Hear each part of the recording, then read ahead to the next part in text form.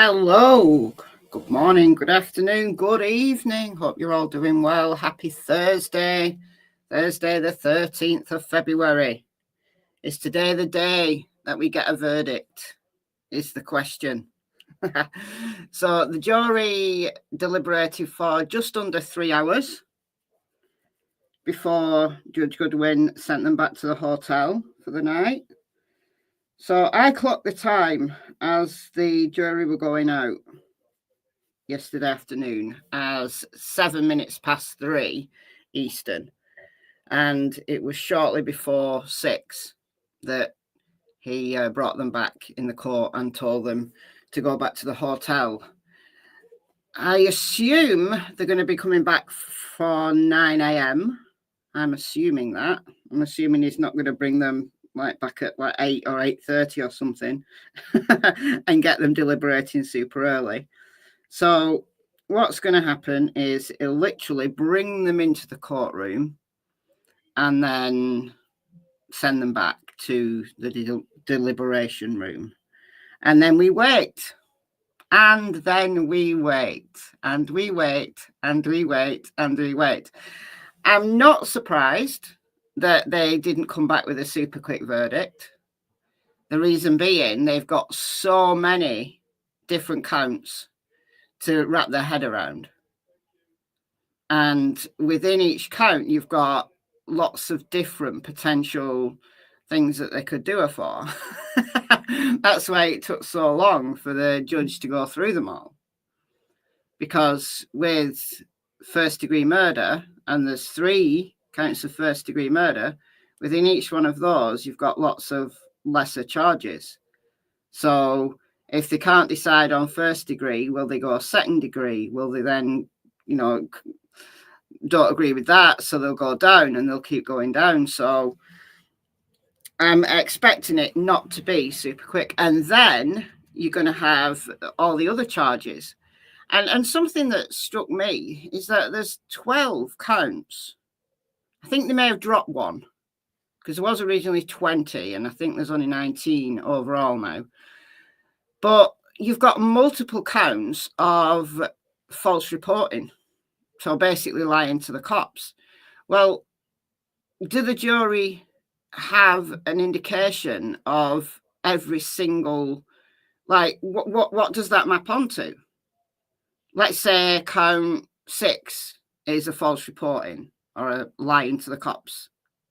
Well, which lie? The jury are going to have to discuss all of that, aren't they? Are they going to agree that she lied 11 times, or are they going to agree that she only lied 8 times?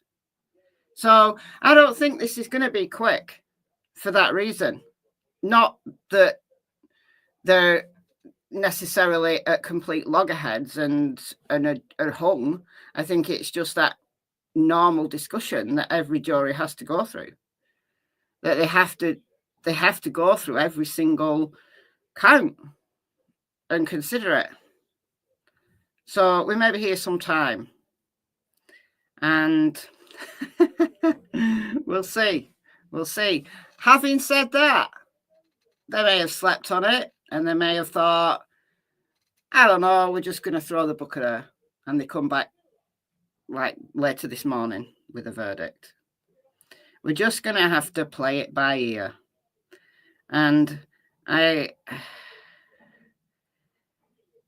don't know. I don't know.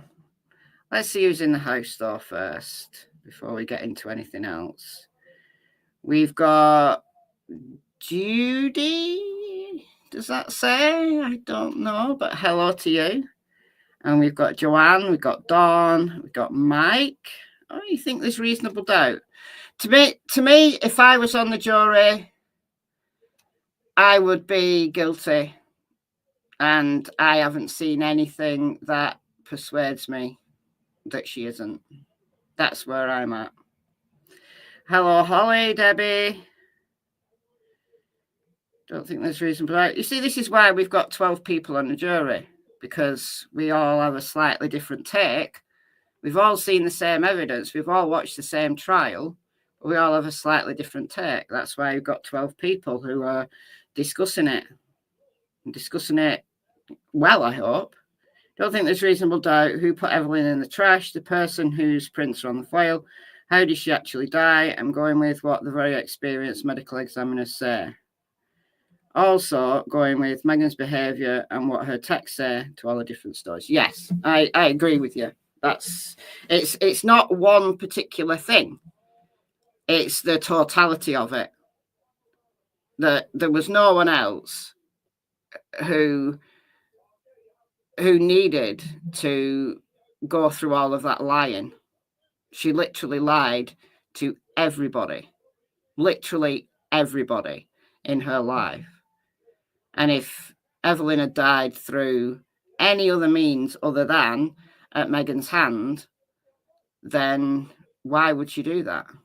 I can't see anybody else in the entire world with a motive. And if somebody else had killed Evelyn, why would Megan need to lie about it and continue to lie to literally every single person in her life? Friends, family, boyfriend, the cops, and the media. Everybody. Hello, a different Deborah. We've got Carol, we've got I Spy, Khaleesi, Velvy, Cockapoo Mum. No reasonable doubt she is guilty. I mean, look, short of somebody actually videoing it, you know, there's always going to be that nano doubt, I guess. You know, could someone else have come in and murdered Evelyn? Technically, yes, because nobody witnessed it. But look at the totality of the evidence. And that's where, in my opinion, it only leads you to one person. Hello, Lisa. Grand rising from overcast Central Florida. It's overcast here as well today. It's cold, but it's cloudy. Believe her lies, the police indicate conclusively her guilt. I think she's going down. Yeah, I do. I think they'll come back with guilty. I think they will. Now, whether it's going to be first degree or second degree, though, is another matter. Hello, Beth, Teresa, Cheryl. We got Tina Marie, the real Rockin' Robin. Trevor Lee just posted the jury back at the courthouse and in the deliberation room. Really? Well, they're going to bring them back into the court. They might meet at that room. How does Trevor Lee know? Is Trevor there? Trevor might be there. Because he's local, isn't he? Hello, Mimi. Hello, Tracker. But they will. The judge will bring them into the court. He will officially open the day by bringing them into the court and giving them those, what does he call them? Admonishments.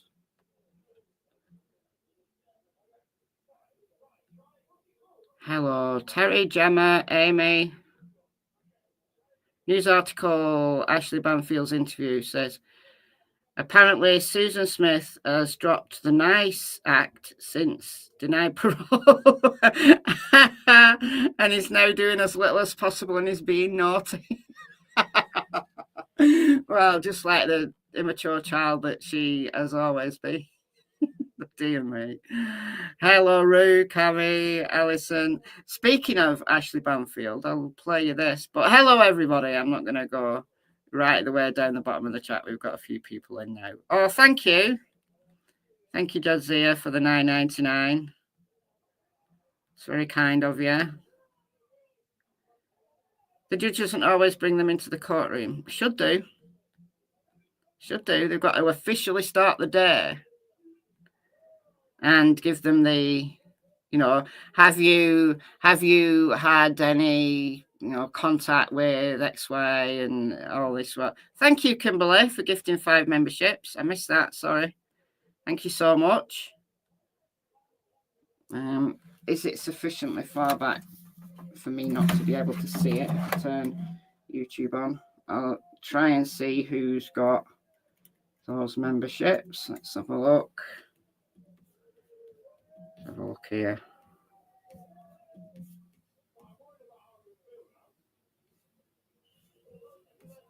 Let's have a look here.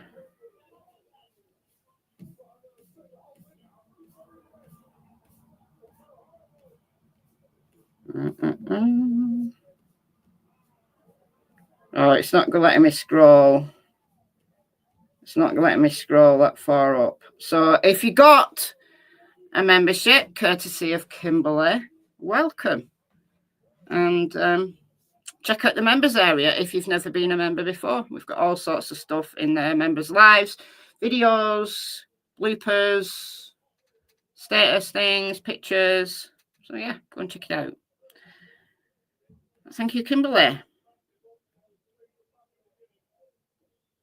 All right, speaking of Ashley Banfield, let me share this. Don't let me get rid of that message there.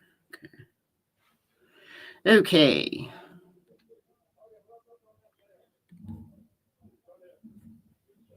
So we're still waiting for Law and Crime to even start their day. But this is Jean Scott on News Nation last night. Jean Scott, of course, is Megan's attorney. And I can see Jean Scott is taking full advantage of his 15 minutes of fame. He's been interviewed by Ashley Daniel from WJHL 3 times now.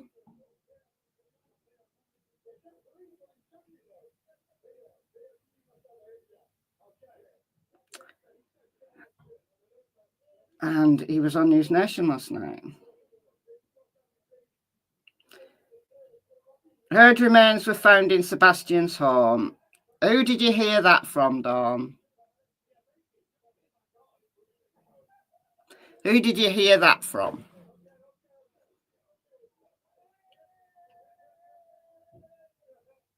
Because if it's not law enforcement, then I'm going to say it's absolute complete BS. So, where did you hear it from, Dawn? Stop. Don't. We're not sharing any rumours. We're asking the question. Where's that information come from?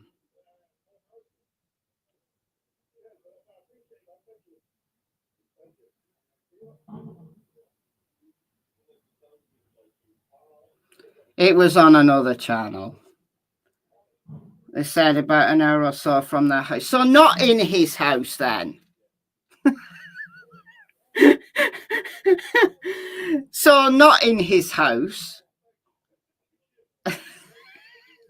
I know which remains they're talking about, and it's nowhere near Sebastian, and it's not a child. All right, it's the skeletal remains found in Crossville. That's what they'll be talking about. Early on Saturday morning, skeletal remains were found in Crossville, Tennessee. So we'll just put Ashley on the back burner for a minute, and we'll quash this this rumor right here. We'll quash it right here. Okay. All right. Skeleton found. Okay. Skeletal remains discovered in Cumberland County. Authorities investigating skeletal remains. Okay, so we've got this. Doesn't give us much information, but it's not a child, or else they'd have said the remains of a child. It was the reporter room. Okay. All right. All right, Cumberland County Sheriff's Office and the Tennessee Bureau of Investigation are investigating skeletal remains found in the vicinity of Westall Road near the entrance of the Mount Roosevelt Wildlife Management Area. Deputies were sent to the area Saturday morning. It was actually about 7:30 a.m. Saturday morning after receiving a report that the remains had been discovered. Special agents from the TBI joined them to assess the scene. The remains were collected for analysis, but groups are working to identify the body and determine the circumstances of the discovery. Sheriff Cassie Cox said, "We understand that this news is unsettling for the community, but we are committed to identifying the remains and conducting a thorough investigation into the matter." This was Saturday. We are now Thursday. So if they had any doubt whatsoever that this was possibly Sebastian, his family would have been informed before anything was released to the media. Have his family been informed? No. Okay. All right. Let's show you where Westall Road is. The reason why I know this is because somebody mentioned it in the chat yesterday. So I sleuthed it while closing arguments were going on. So this is Westall Road here. Westall Road. And this is the Mount Roosevelt area. Mount Roosevelt. So, I don't know, some kind of wooded area. So it's off here. Likely a homeless person. I don't know who found the remains. If they're skeletonized, then obviously they've been there a while. And it's near the entrance of this area. So did no one go here? Did no one walk the dog in this area? I don't know. Obviously, if it's only a few bones, it could have been that the entire skeleton, i.e. the person died elsewhere and animals have brought them to have a gnaw on them. And, you know, we don't know how many bones have been found, whether it's the entire skeleton or whether it's just a handful of bones. But what we do know is that it's not Sebastian. So where is this in relation to Sebastian's house? Well, so we're here. And we've got Nashville is... Where's Nashville? Where's Nashville? Nashville's way over here. Way over here. So there's Hendersonville. There's White House. Sebastian's house is about there. All the way over here. How Sebastian's remains got all the way over here? All right. Back to Megan. If we get time, and if you want to, we're going to talk about some wells as well. Because this morning, I was watching a stream that happened overnight my time. Yeah, it's 2.5 hours away. In the opposite direction to Memphis before anybody asks. Because Memphis is to the west of Nashville. This is very much to the east. It's like part way to Knoxville. And there's many missing people in Tennessee. It's more likely to be, it's closer to Roy Whitehead, who we talked about yesterday. Not that it's him, not that there's any indication that it's him, but I'm just saying it's closer in vicinity. It's not super close, but it's closer to Roy Whitehead. And Roy Whitehead is an adult. So it's more likely to be him than it is to be Sebastian. Because if it was a child, they would have said so. Again, they would have contacted the family if they had any suspicion that it was a child. They wouldn't have released it. You would like to talk about Summer?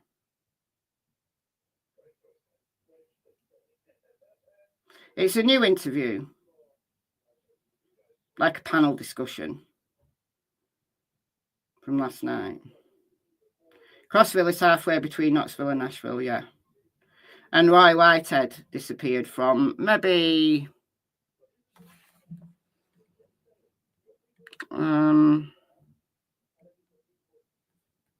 Probably half an hour drive away. Hold on.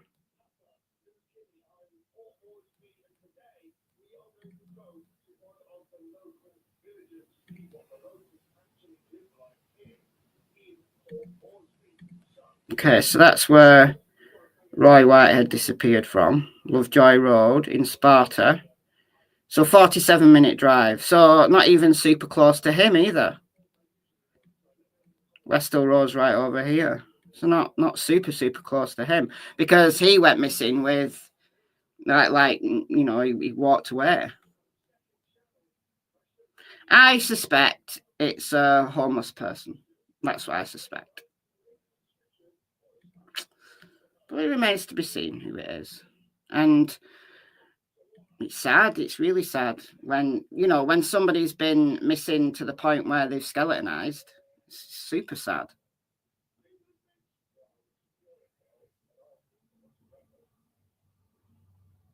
Someone missing from your town in Johnson City, Tennessee. Name is Kayla Nichols. Don't know her. Kayla Nichols. How long's she been missing? Kayla Nichols. Missing.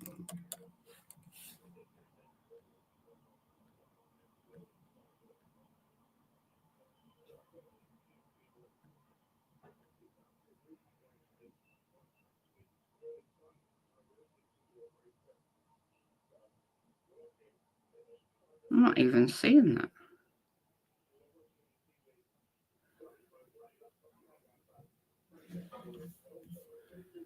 It's definitely Nichols. Let me just go back up.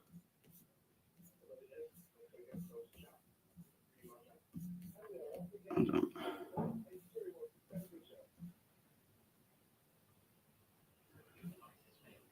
Yeah, Kayla Nichols.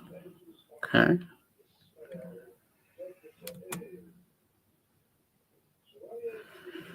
Johnson City.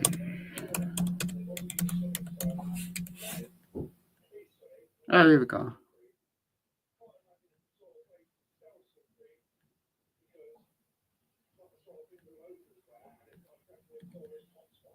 All right, let's listen to this. So, family members of missing Johnson City woman plead for answers.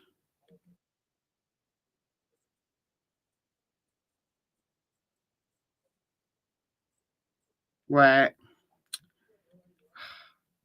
StreamYard has booted me. It's booted my audio. It's not booted me, it's booted my audio. Let's try that again.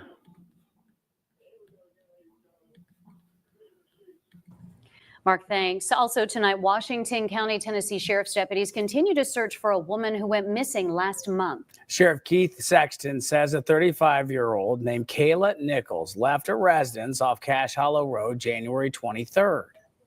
She's approximately 5 feet 5 inches tall. She was last seen wearing black and white pajama pants. News Channel 11's Gianna Scurry spoke with investigators and family members about her disappearance. Gianna? Sarah, Casey, so far, investigators have not had any viable leads on where Kayla Nichols is. Her family members are begging her to come home or hoping anyone has information on her whereabouts. She must be in a good hiding spot because nobody's found her. Jeremiah Keplinger is Kayla Nichols' 9-year-old son, who desperately wants his mom to come home. Nichols went missing in the early morning hours of January 23rd. It was the coldest night of the winter. She was seen by a roommate walking outside, and when she didn't return, they went out to check on her and couldn't find her. After searching for a couple hours, they called 911 and reported her missing.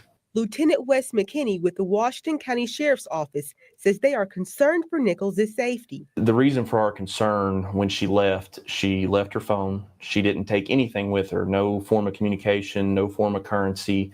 Basically, she left completely empty-handed, and nobody's had any contact with her since she left. McKinney says multiple officers have been doing grid searches of the Cache Hollow Road area and are utilizing canines and drones in their search as well. They've checked Nichols' frequented locations and where friends may be, but still don't have any leads. We've pretty much had an investigator at the home where she went missing every day.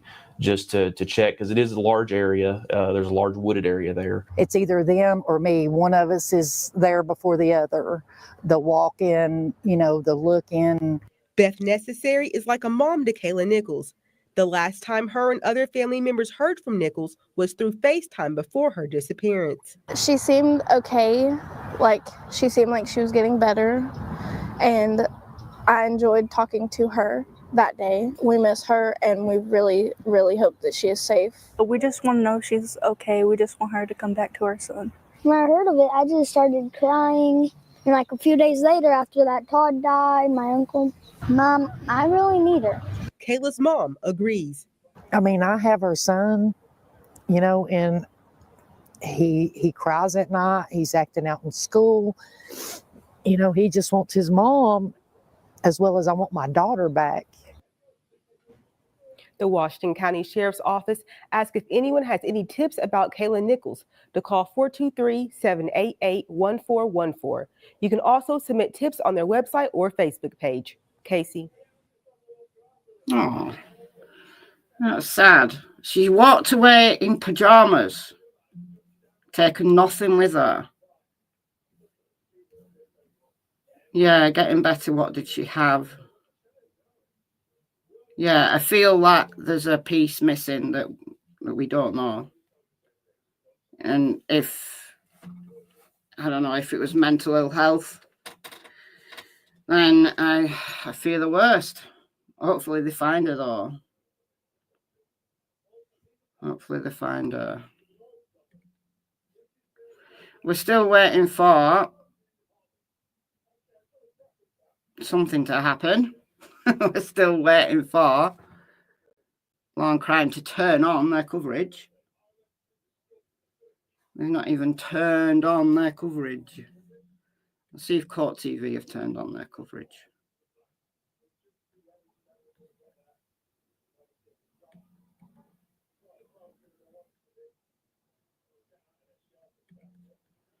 No, they've not. But they'd only set theirs for 2 anyway, so we'll stick with that. We'll stick with Court TV. All right, let's play this while we're waiting. So this is Ashley Banfield on News Nation from last night. It's not 9 hours ago. And Jean Scott.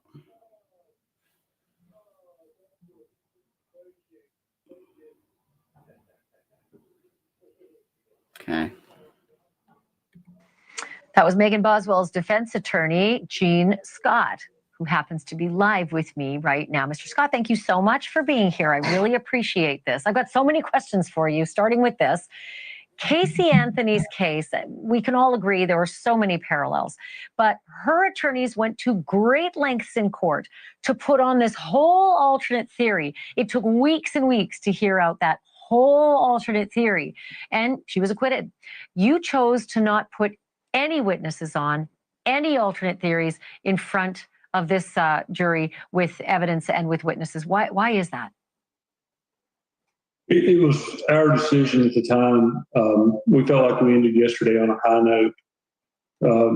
The state put on 2 medical examiners. The first one, she went through a lot of proof with about what could have caused the death.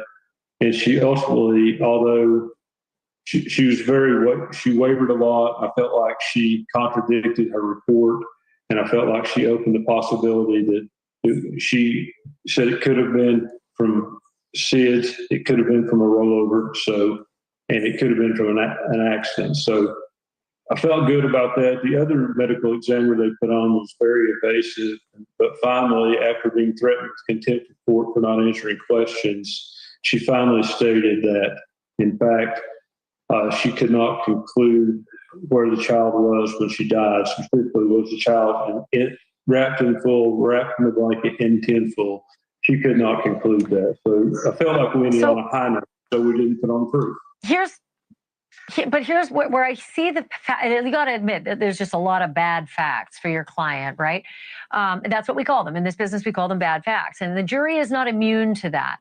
why not call the boyfriend? His name is Hunter Wood. If there was some accidental rollover, would Hunter Wood not answer those questions the way maybe you'd want the jury to hear?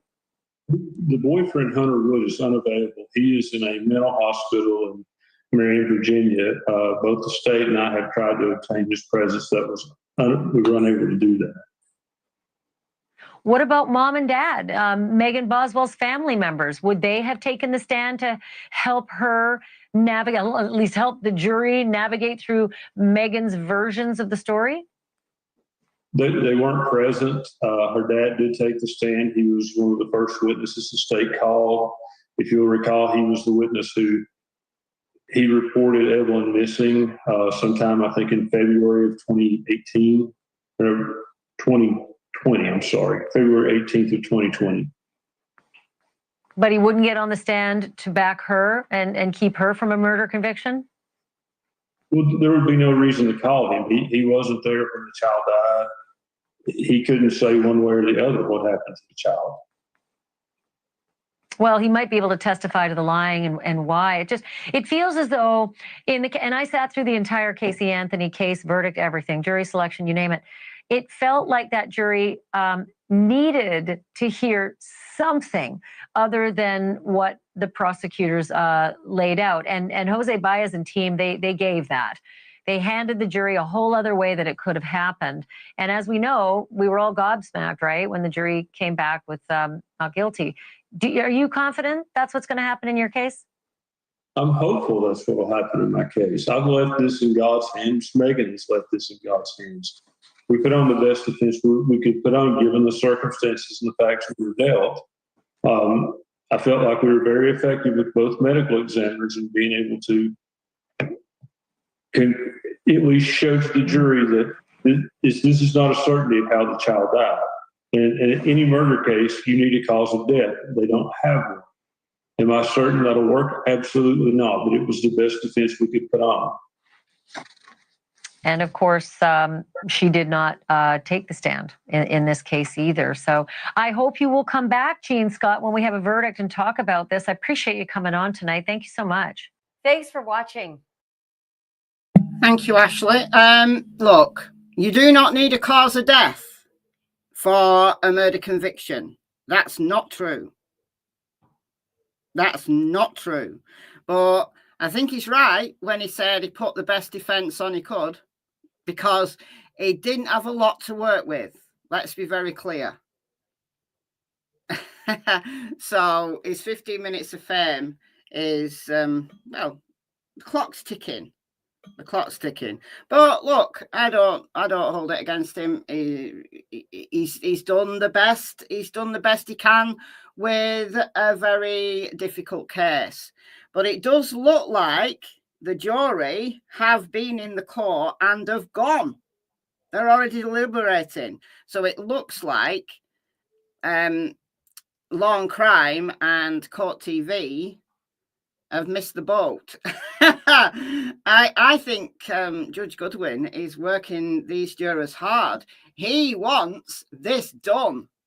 So WCYB had them in the court earlier on.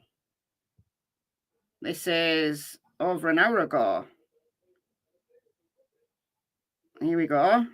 Here he is. Check this out. So this would have been like 8 o'clock. So he's got them in for 8 o'clock. Because what we didn't hear yesterday was the time for them to come back. So here he is. I don't think he even turns on the audio. So he's literally brought them in the court, said his little speech, and sent them back out to deliberate.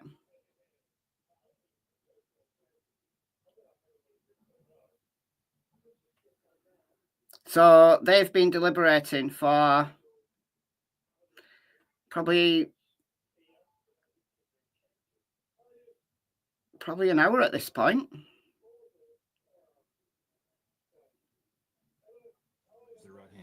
I At this assume. time, I'm going to send you back out to resume your delivery. There we go. All right. Thank you. Everyone stand, please. There we go. I'm going to send you back out to resume your deliberations. So that's an hour ago. So they've already been deliberating for a whole hour. All right. Well, I'm going to put my little verdict watch thing on then. Boom. Boom. Does the judge have a tick? I think he does, yeah, a little one. Deliberation clock stands at 3 hours 56 minutes. That sounds about right. Yeah, an hour already. Yeah. Yeah, we've been sitting here waiting. We've been sitting here waiting for them. And Judge Goodwin has got them all up. He's probably gone and knocked on each of the hotel doors. At like 5 o'clock this morning. Like, get up, get up, get up. We want you out there. We want you in the deliberation room at 8 a.m. So we all just assumed that it would be 9 a.m. start, but no, 8 a.m. He wants it done. He wants it done today. But that's good, right? They're hanging around in a hotel. He doesn't want to have to pay the hotel bill for another night, does he? Oh dear.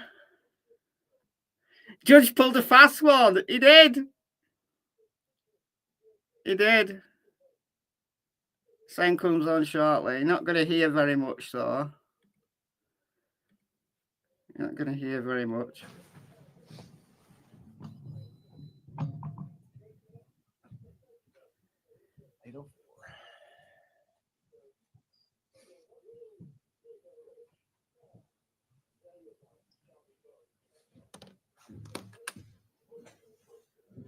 Maybe seated. Thank you. All right. Court will be in. That's it. Court will be in recess. And the camera went off. There you go. Court will be in recess. And good old Court TV still waiting.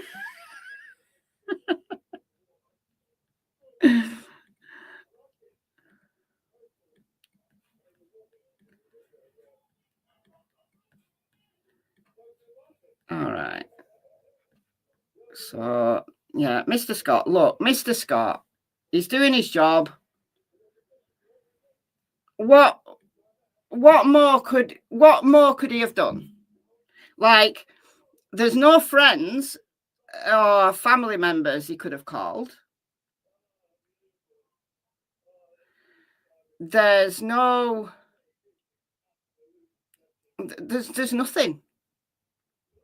Because she lied to everybody. So nobody saw Evelyn.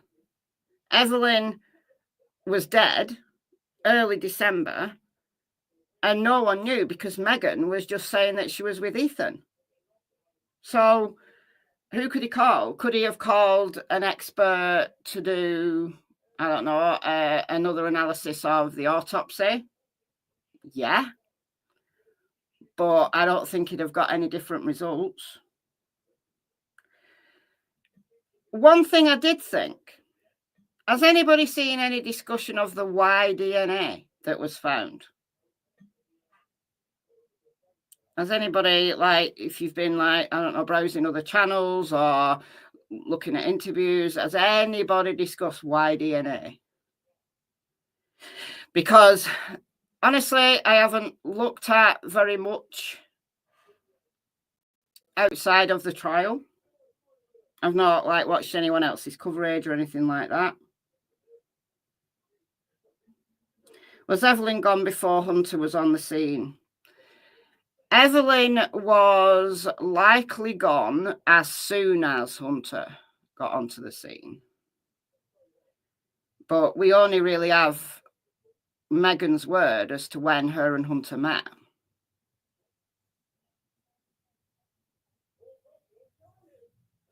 The Y DNA has just been blown off because there was not enough to obtain a profile. No, I don't mean that. I know that, Tina.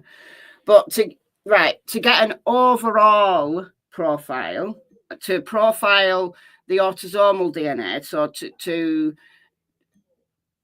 get like an ID, like a definitive ID on the person, like you need the autosomal DNA, or at least a good chunk of it, to get an ID on a person.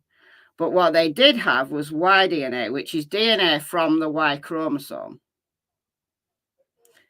And if you have DNA from the Y chromosome, you have a chance of getting the haplogroup from that person. So you don't get the ID, but you do get the haplogroup. What's a haplogroup? Haplogroup is we all have one. So if you're a female, you only have one haplogroup. If you're a male, you have two. Because if you're a male, you can get your female line haplogroup from the mitochondrial DNA, because that's passed down from mother to child. You get your mitochondrial DNA from your mother, who got it from her mother, who got it from her mother, who got it from her mother, all the way back as far as you can possibly travel to the beginning of the species. If you're male, you have two haplogroups because you have a Y chromosome. Females don't have a Y chromosome, or else they'd be a male. Females are XX, males are XY. The Y chromosome is the thing that kickstarts the fetus into developing into a male, rather than the default, which is female. All right. So the majority of the genetic material on the Y chromosome is non-recombining, so it's standalone. It's standalone DNA, like mitochondrial DNA is standalone DNA. So you can get a haplotype from it. So this is sections of genetic material that is found at different loci on the chromosome, but it travels together. It travels through the generations together. So you can develop a haplotype for that individual, and then you can work out what haplogroup they belong to. So the Y chromosome is the paternal line. So a boy gets his Y chromosome from his father, who got it from his father, who got it from his father, who got it from his father, all the way back as far as you can get. All right. So here's my question. If Mr. Scott really wanted to go all out to prove that this was Hunter, he could have done one step. He could have done one step. And that would be to test that Y DNA to see if it was possible to get that person's haplogroup. So it's not their ID, it's not who they are, but it's their haplogroup. And he wouldn't even need Hunter's DNA, because Hunter got his Y chromosome, i.e. his haplogroup, from his dad. And his dad testified. So they could have asked Randy if he was willing to give a DNA sample. Now, the prosecution could have done this. The prosecution could have done this to say, we know it's not Hunter. Like, we don't know who it is, but we know it's not Hunter. Because Y chromosomal DNA, as this is the same for mitochondrial DNA, is exclusatory, or at least it can be. So you don't get an ID. You don't say, yes, this is 100% Hunter Wood, or this is 100% somebody else. But you can use it in an exclutory, an excluding manner. So, if there was enough of that Y DNA to determine that person's haplogroup, they could have tested it against Tommy Boswell, right? And if it was the same haplogroup as Tommy Boswell, well, it could be Tommy Boswell's DNA. It could also be Elijah Boswell's DNA. Because remember, the Y chromosome travels from father to son. So if it was the same haplogroup as Tommy, it would be the same haplogroup as Elijah. And the prosecution could have come along and said, we weren't able to ID the person because there wasn't enough DNA. However, we were able to take that Y DNA and we were able to get that person's haplogroup, and it is the same haplogroup as the Boswell males. Now, is it possible that Hunter Wood and Randy Wood had the same haplogroup as the Boswells? It's possible, right? It's technically possible. But at least it was worth a shot. And at least they could have shown that they tested that DNA to within an inch of its life. Maybe they didn't think it was worth it. Maybe the prosecution didn't think it was worth it. But just following on from what Ashley Banfield said to Jean Scott, was there no defense that you could have put on? If you're saying that this, Hunter Wood was the person that disposed of Evelyn's body, well, okay. If there's male DNA inside those gloves, so at some point a male touched the inside of those gloves, well, did you at least test to see if it was possible? It may not have been possible. They may not have had even enough DNA to get the haplogroup from it. If so, that's fine. If so, that's okay. But I think it was worth a shot. Because, if Mr. Scott could have come along to the jury and said, well, we weren't able to ID the person. However, what we were able to do was to determine that that Y chromosome came from a person who has the same haplogroup as Hunter Wood, I think that would have been something the jury would have been very interested in hearing. Because you'd have to be a DNA expert.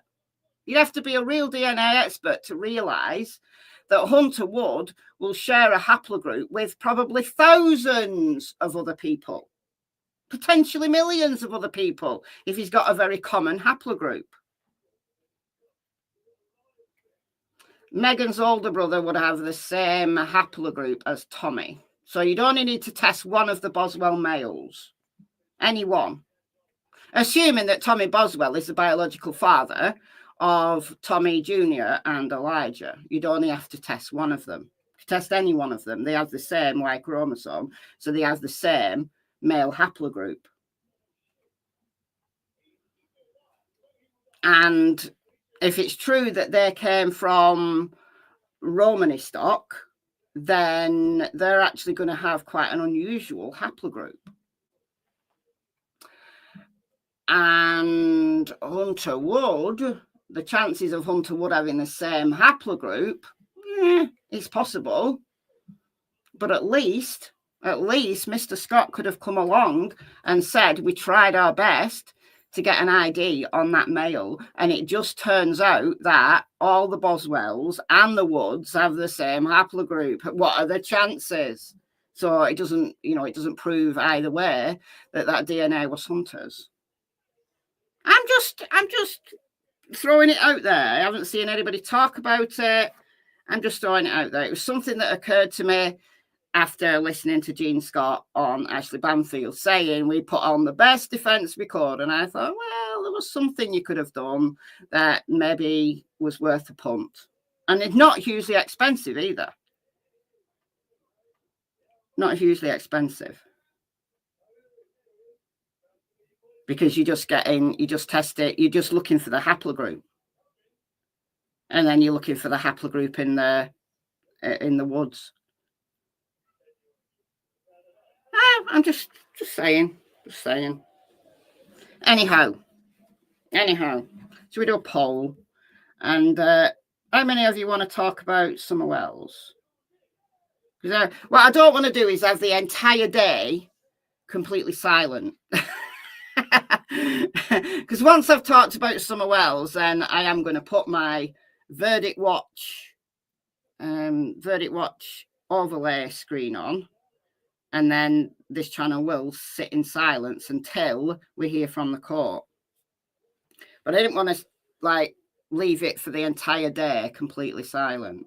I wanted to actually put some content on. And I watched a panel discussion overnight my time. Well, it happened overnight my time. I watched it this morning. And I thought it was interesting just to share a little bit. People discussing Summer Wells. All right, so the jury will find Megan. So this is what the jury will find Megan, not what you think. This is what you think the jury will. And I'll put hung on. I did this poll yesterday, but I didn't put hung on. For a reason. But now we've been deliberating for a few hours, we'll add a hung. There we go. All right. Okay, we'll just listen to this for a little while. So this is the channel Lisa K Has Something to Say. So it's Lisa K Ruitz. The channel used to be called Lisa K Ruitz. It's now called Lisa K Has Something to Say. And they were discussing Fred Hill. Is the verdict in? No. The jury are still deliberating. They are still deliberating. I do have the court up in the background, so as soon as there's any sound whatsoever from the court, we'll stop this and we'll go straight to the court. And we're not going to discuss this for too long. I just thought this was interesting. And as we're waiting on a Tennessee verdict, there's a bunch of people in this chat who are from Tennessee, and I'm guessing that quite a few of you, whether you're in Tennessee or not, have been following the Summer Wells case. Some of you may have even listened to this live when it was live. So this happened 12 hours ago. I was asleep when this happened, but some of you may have even heard this live. So it's Lisa K, Ryan from, what's this channel called? He's the one who does the searches. So he communicated with Fred Hill quite a while ago when Fred was in jail. When Fred made that pronouncement that he knew who'd abducted Summer Wells and where her body was. And he said it was Cotton Simpson, or at least Cotton Simpson had told him that he'd hidden Summer's body in a cave near a waterfall in Laurel Run Park, which is about 5 miles away from Summer's house. So Ryan communicated with Fred and tried to find this location. Ryan finds truth. Yeah, I think it's, yeah, something like that. Sounds about right. And he determined that Fred was possibly giving him the runaround and he communicated directly with Cotton Simpson's family. And Cotton Simpson's family were furious and probably really upset with Fred Hill for slurring the name of Cotton, that Cotton had nothing to do with Summer's disappearance, and why was Fred Hill doing this? So Ryan basically dropped it, and he's still doing searches, I think. And then the other two people on the panel, I don't know who these two ladies are. So this person and this person, I don't know who they are. You might be able to recognize them. But I thought the whole live was about Fred Hill. So they were breaking down all the different things that Fred Hill has said over the years, all the different stories that Fred has told. Essentially, that Fred has just been lying to a bunch of people and telling different stories. And look, Fred is a storyteller. I've talked about Fred a lot in my Summer Wells videos. He was a neighbour of the Wells, and he's made himself known. You know, along with Geordie Sue, he's made himself known. And he's now married to Ziggy. He actually married a creator who was covering the Summer Wells case. So honestly, any discussion about Fred at this point, I think is fair game. It's absolutely fair game. And look, some of the stories he's told are clearly untrue, like provably untrue. Others are maybe his opinion, possibly. And that's fine. Everybody's entitled to an opinion. And then there might be some truth in there, but it's determining what's truth and what's his opinion. Because he speaks as if it's the truth. And because he's a neighbour, I think people will take what he says with some level of credibility. Or not, because once you start going through what Fred has said over the years, you realise that actually there's quite a lot of different inconsistent things going on here. And there are some very glaring inconsistencies. Because at first he said that he wasn't there during the time that Summer disappeared. Now, we don't know exactly what time Summer disappeared. We know it was kind of the latter part of the afternoon, though. And he said that him and Laura, his then girlfriend stroke partner, had gone to take some scrap, like a scrap car, to the scrappy. Like the, whatever you call it. I don't know what you call it in Tennessee. We call it a scrappy, a scrap yard. Over the other side of Kingsport. So then it turns out that, he was going to go, but then he didn't. Well, where did you go then? Where did you go then, Fred? Because that's what you told people for ages, and then it turns out that you didn't go there. All right, well, that's a bit strange, isn't it? Junkyard, okay. Junkyard. Let's call it a scrappy. We got a scrappy over the other side of the field there. Junkyard. All right. So this scrappy was over the other side of Kingsport, and they closed the doors at, was it 4? I can't remember. It's a while ago that I visited this. I remember doing videos about it at the time. I think they had to be there by 4, or else they wouldn't be able to get in. So it would have meant they'd have to set off from Ben Hill Road at 3:30 at the very latest. And it turns out that that was inconsistent with the story of Fred seeing Andy on the road.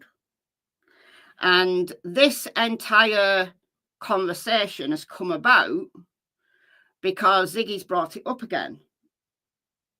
A few days ago, Ziggy posted a call with John Pruitt from Hawkins County Sheriff's Office. He's the lead detective on Summer's case at Hawkins County. And Ziggy rang John Pruitt. I'm sure that some of you will have heard that call. Do you want to hear it? I'm sure I can find it. Let me just find it here.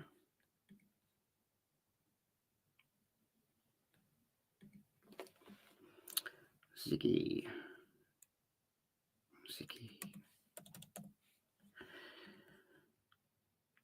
Okay, this is Ziggy's channel. Ziggy Hill.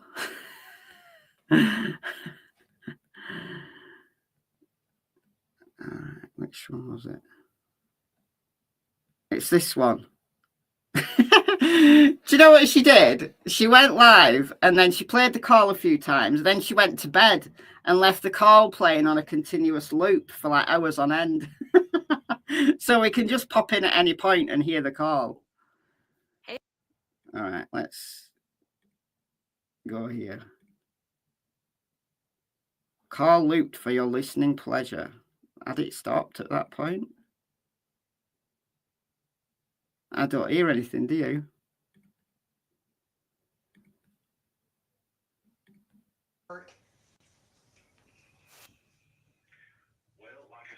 Here we go.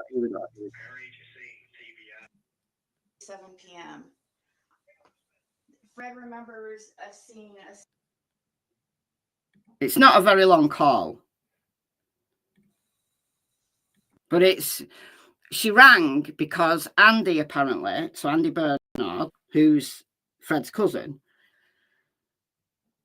has apparently been on the internet saying that he can prove that he was at work.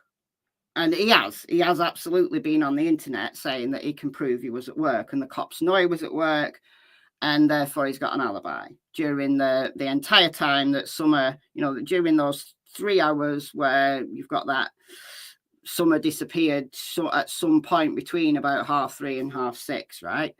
And Andy hadn't got home, and so he was at work. And he was on camera the entire time. So now Ziggy is trying to find proof that Fred's right, that Fred has said that he saw Andy coming into Ben Hill Road and then leaving again around 3:30. And he's adamant. It's one of the things that he's absolutely stuck to. But I think he's got his days mixed up. Because Andy said he came home early the day before because of the Jackie Dobbs situation.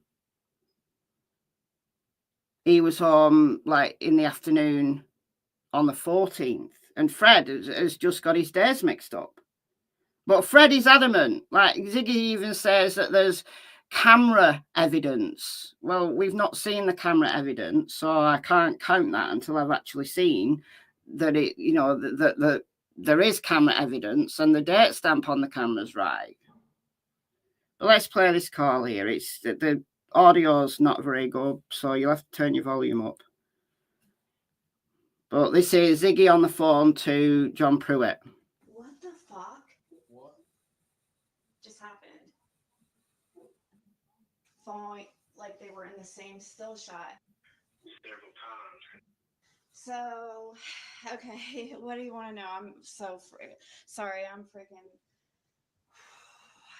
been dealing with this. I'm extremely nervous. I've been getting harassed and so falling like they were in the same still shot at 3. She plays it. Nervous. I've been getting harassed. She plays it loads of times, so it's difficult to find where it begins. Yeah. Why do you feel it's important? By chance. Yes, I do.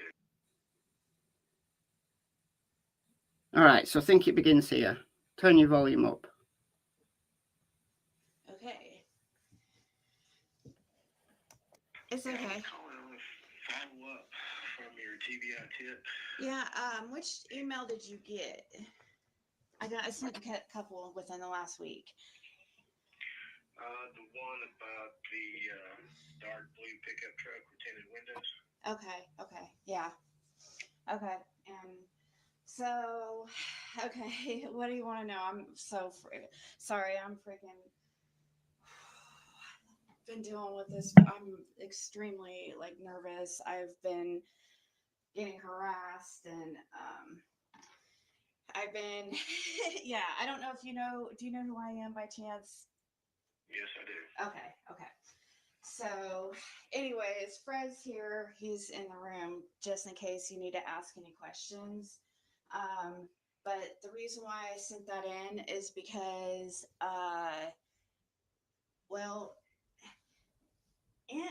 because Andy Bernard was on that road that day and nobody's questioning him. And he says he was at work all day. Both us, TBI, and FBI have questioned him several times concerning that. Yes, he was on the road probably prior to, but most important is this dark blue pickup truck with tinted windows that you felt was very important in this tip. Yeah. Why do you feel it's important? Because, we feel like Andy was meeting him.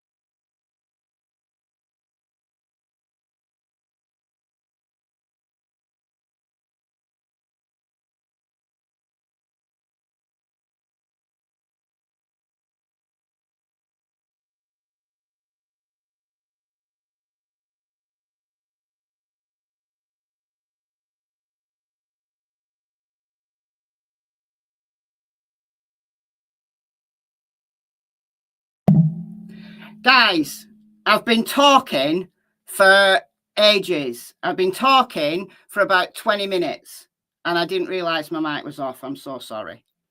I'm so sorry. But yeah, I've been going, verdict is in, verdict is in, verdict is in. I was so excited to share out to Twitter and to Facebook that the verdict's in. I forgot to turn my mic back on. All right, so we've no sound yet in the court. I was even telling you about Tilly's poos. I was saying, I'm really tired today because I was up about 20 times in the night because Tilly kept needing a poo. Not that she's ill, she's not got diarrhea, she just needed a poo 20 times, like having a newborn baby. So I'm tired, all right? And I think this is a good example of me being distractible because I'm tired.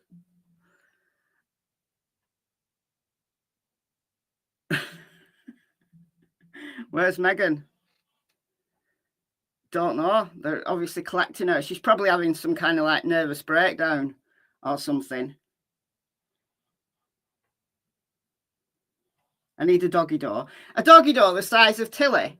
Can you imagine? Every burglar in the neighbourhood would be popping through the doggy door.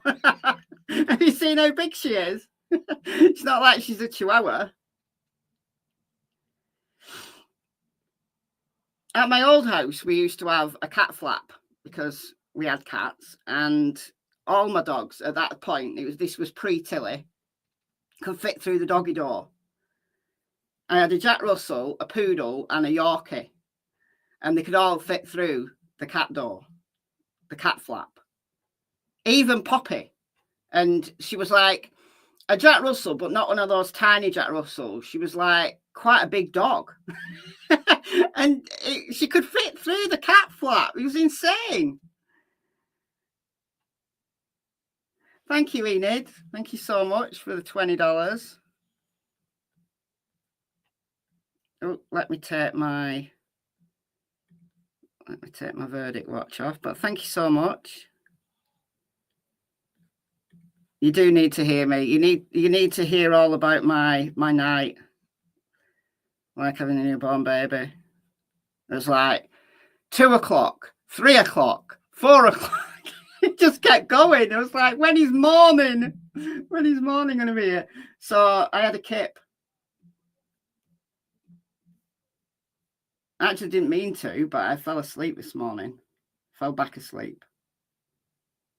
Megan hasn't been brought in yet. Oh, I need to take my hoodie off for this. Oh dear.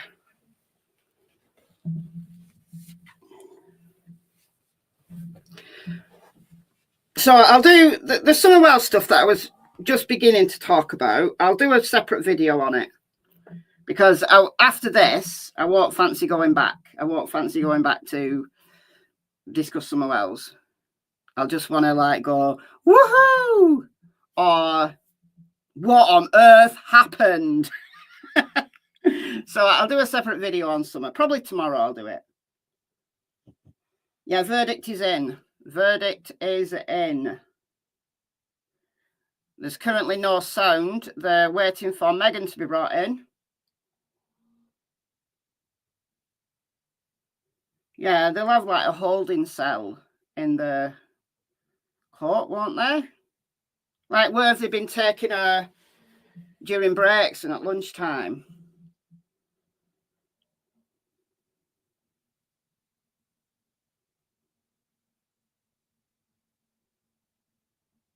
They're saying no audio when verdict is read.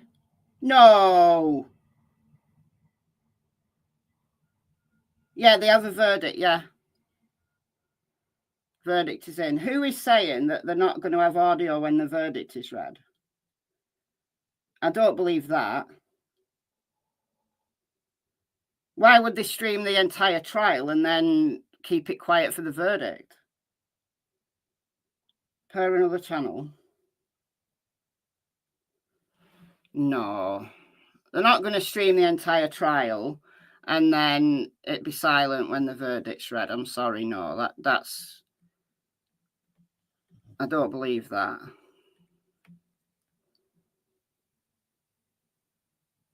No audio while reading. Long Crime said it. Why? What?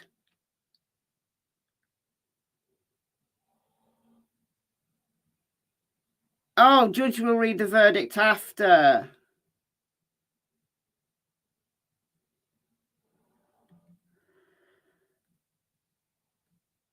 All right, let me get up Long Crime here.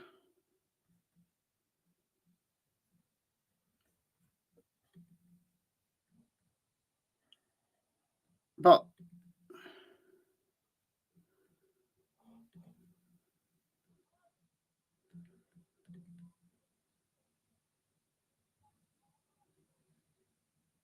yeah, we've got the same view on Long Crime, so but nothing's happening because Megan's not here. Megan and Jean Scott are not here.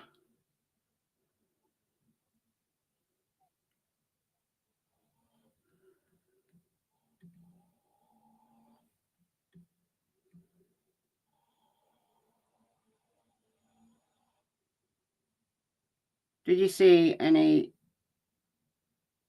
Oops.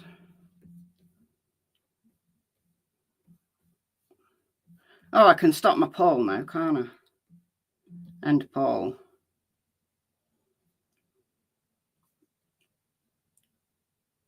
So we got, well, it's not a hung jury. So the 3%, no, 5%, sorry, who said it was a hung jury. Well, you were wrong.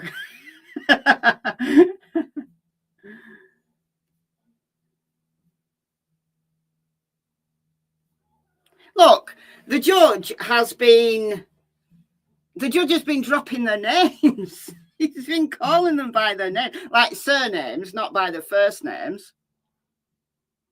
But normally when they stream a trial, like they'll say to the jury, do you, is this your true and correct verdict? And they'll just go, yes. Is this your true and correct verdict? Yes. So did I see any young lady missing out of Hendersonville, Tennessee? I think February 7th or 8th. I think I did see that. Yes. What time did they stop yesterday? 6 o'clock. So they deliberated for just short of 3 hours yesterday, and then they started at 8 a.m. So they've been probably deliberating for 4.5 hours, maybe.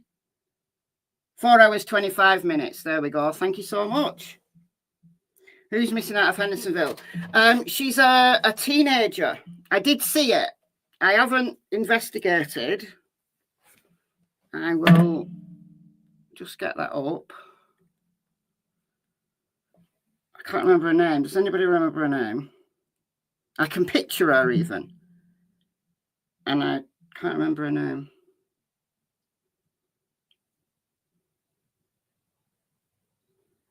It's a teenager. I'm just going to put teen. So it's just going to come up with teenager. We've got a verdict, Kyle. No, we don't know yet. Waiting for the judge. Waiting, missing Hendersonville. It's all gonna come up with Sebastian, isn't it? Teenage girl. Yeah, here we go. Runaway teen missing in Hendersonville. So this girl. Good morning. I'm Megan via the WKRN.com alert desk. Breaking overnight, Hendersonville police searching for a runaway teen girl. This is 16-year-old Lavea Nicole Jones. Police say she didn't return home last Friday. She's 5'1", about 190 pounds. Police say she recently dyed her hair red and has green eyes. She was last seen wearing blue jeans, a white coat, and a black backpack. If you see her, you're asked to call Hendersonville Police or Hendersonville Crime Stoppers if you have any information. Remember, News 2 brings you breaking news around the clock at WKRN.com. There you go. So she's a runaway. So I don't know how they know she's a runaway. All right, let's get this coat back on.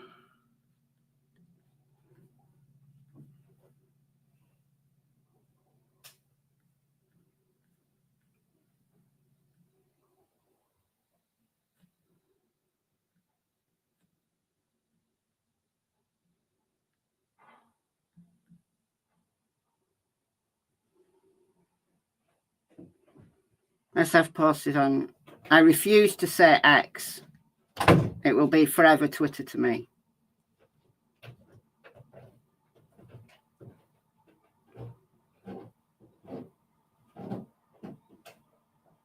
Two minutes for verdict. 4 hours, 25 minutes for paperwork. You're probably right.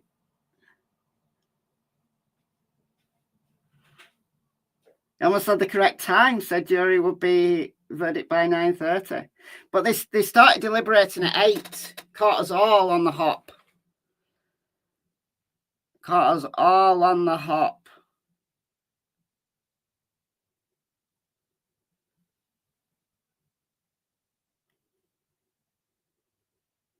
Ray Jones 16.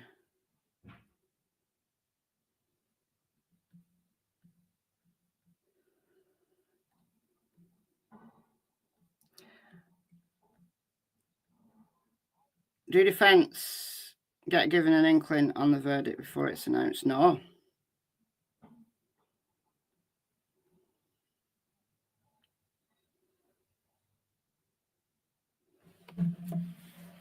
No, they don't.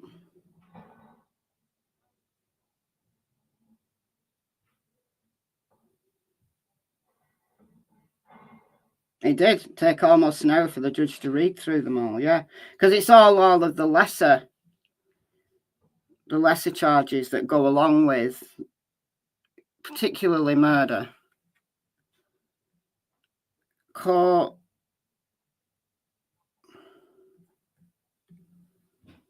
bars audio of 4-person reading verdict.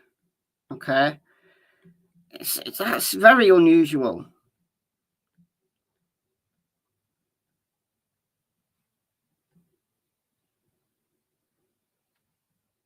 What's going on? The court has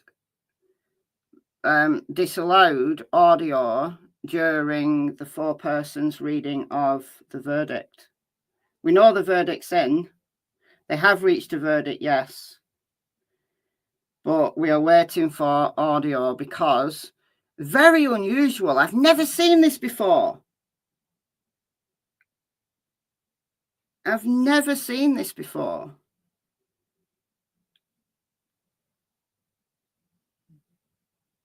Normally, it's like the jury 4-person, like says, have you reached a verdict? Yes, we have. What's your verdict? Or often it's one of the court clerks that reads it. Megan's just entered the room.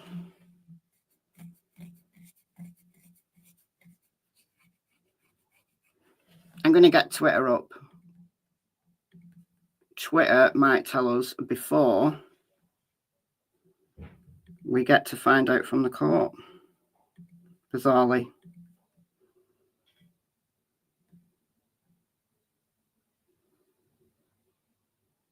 I know. People are saying what I said. The judge said the missing juror's name yesterday. I know. I know. So the verdict hasn't been, it's not reached Twitter yet. All we're hearing on Twitter is verdict is in, verdict is in, verdict is in.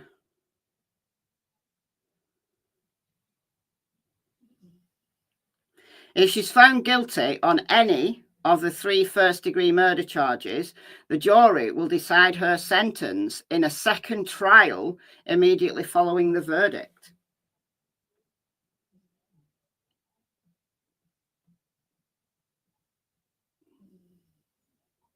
So I don't know what kind of thing that will take.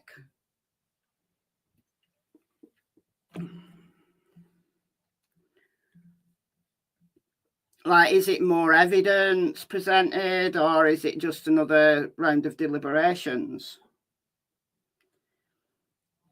She's making herself look presentable. She's making herself look innocent. It is confusing. It is confusing.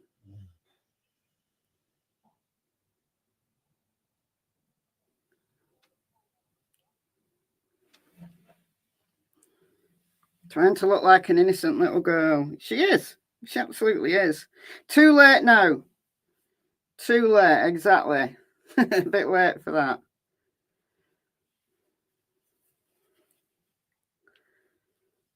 Evelyn might have liked to wear that little pink bow. Do you think? You know, Evelyn would have been 6 now. So she might have liked that little pink bowl.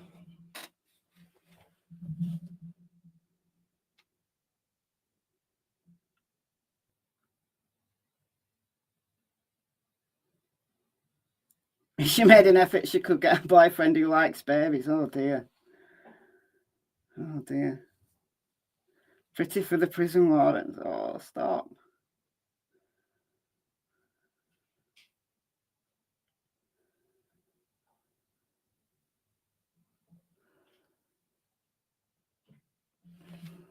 Well, this is annoying.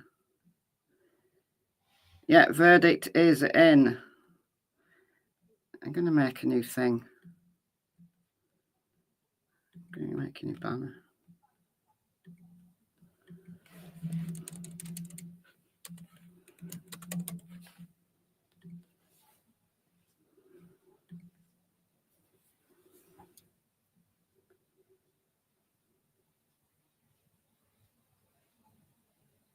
Oh, sidebar.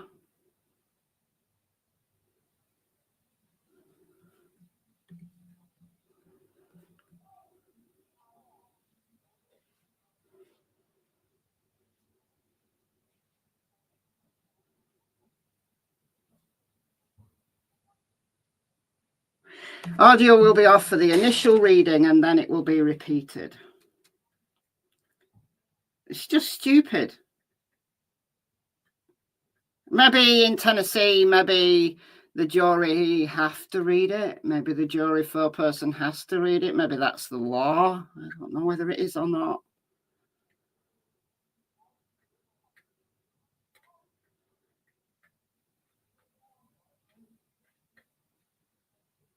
All over local news.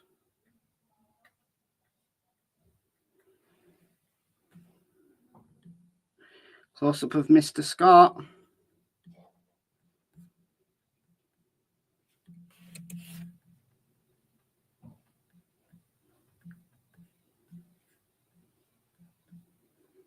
People are asking on Twitter if anybody's live tweeting from the court. Doesn't appear. Doesn't appear so.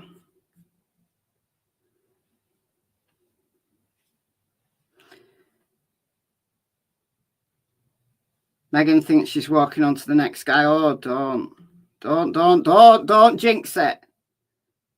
Don't jinx it.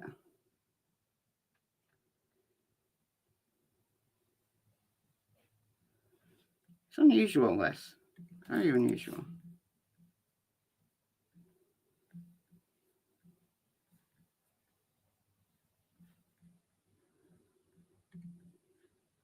Let's just be clear who we're talking about here, shall we? Shall we be clear who we're talking about here? This little girl here would be 6 now.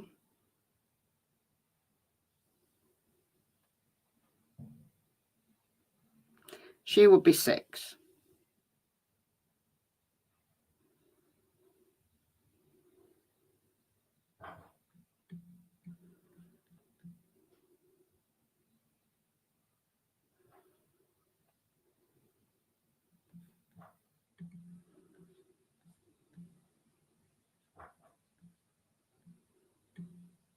Got another picture here someone shared on Twitter.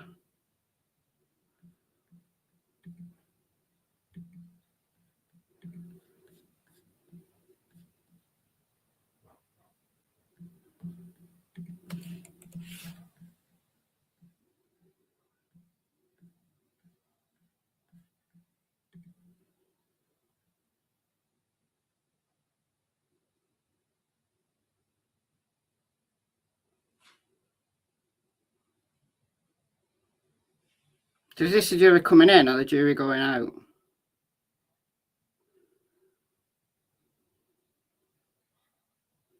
Jury coming in. Okay.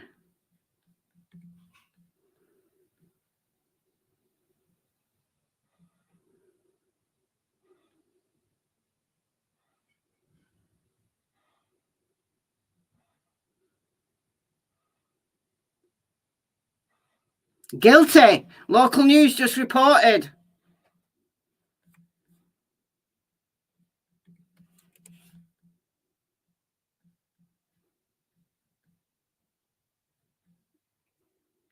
Don't quote me. Don't quote me. Don't quote me. Guilty first degree.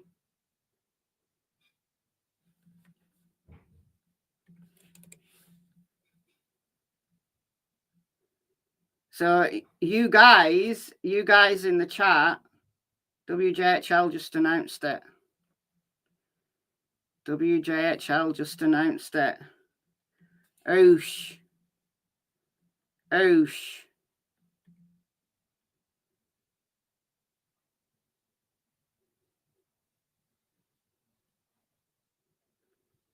So we must be running a couple of minutes behind.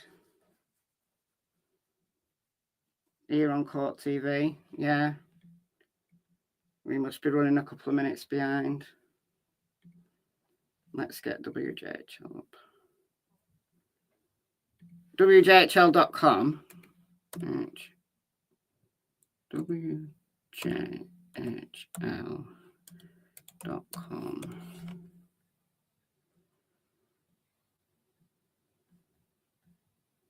Yeah. Top story. Jury finds Megan Boswell guilty on all 3 first-degree charges. Yeah.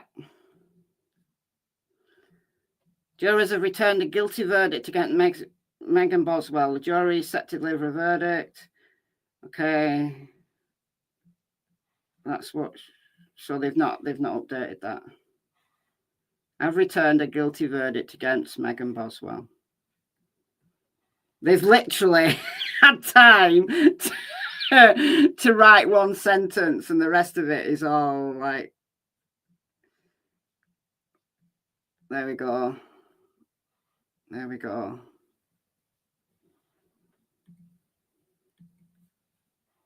So this is a couple of minutes behind.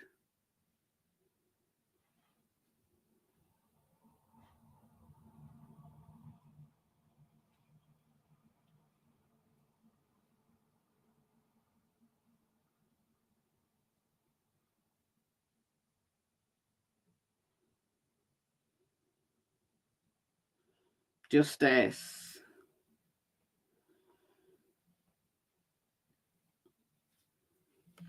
Well done, jury. Guilty on all counts. Guilty on all counts.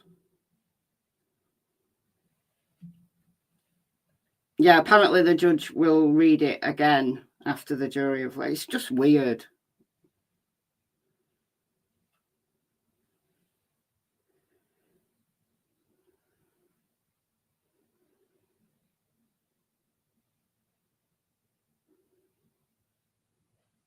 She might appeal. She's got a right to an appeal. But they don't have to grant that appeal. She's got the right to apply for an appeal. But then, what does she have to appeal against? What legitimate reason does she have to appeal? Oh, thank you, Amber. So far, guilty on most.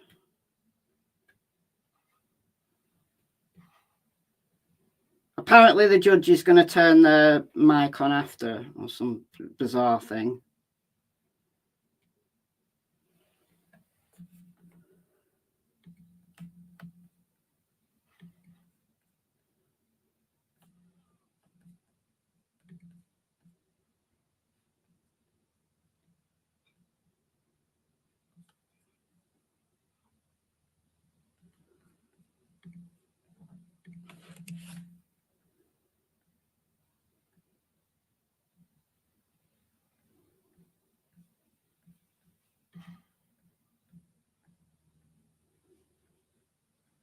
There's people already debating it. There's people already debating it on Twitter. Our justice system was not designed for someone to be convicted of murder 1 when there isn't even a cause of death determined, nor speculated to any degree of medical certainty. No, you don't need a cause of death. You don't need a cause of death. You need the murder to be intentionally done. That's the definition of first-degree murder, when it's premeditated and intentional. That is the definition of first-degree murder.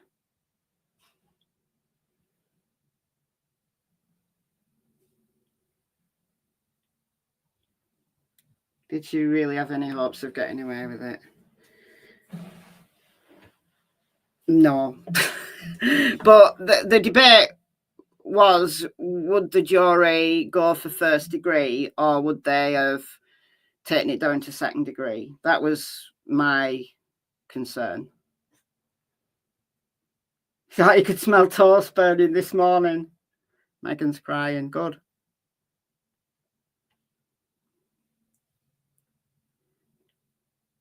I don't know if her parents are there. I don't know.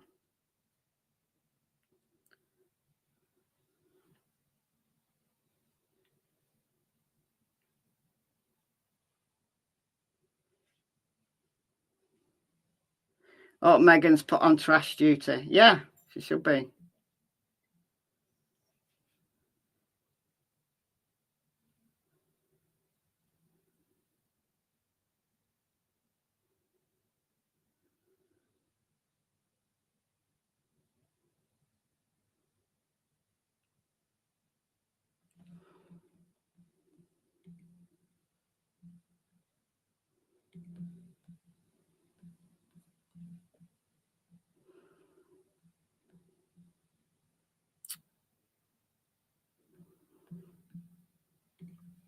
Come on, judge. I want some sound from the courtroom.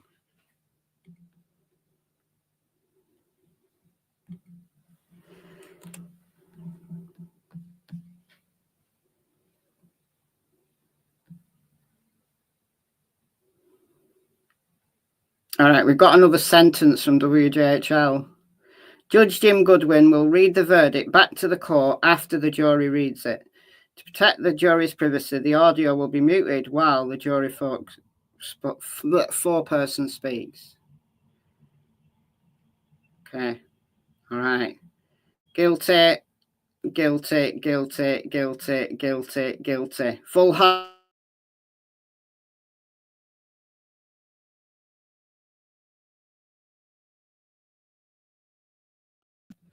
Guilty on all counts.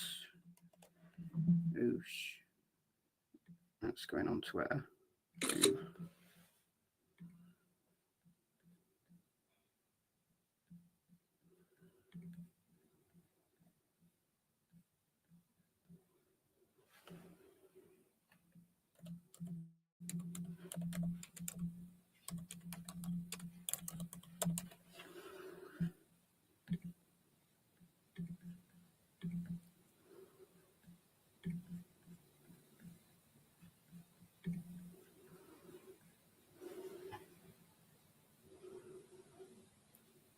There we go.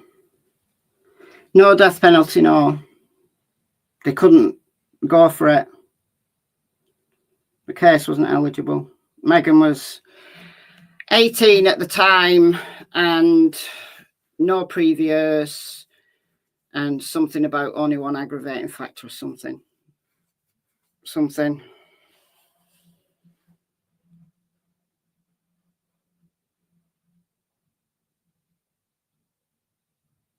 Who's this lady here?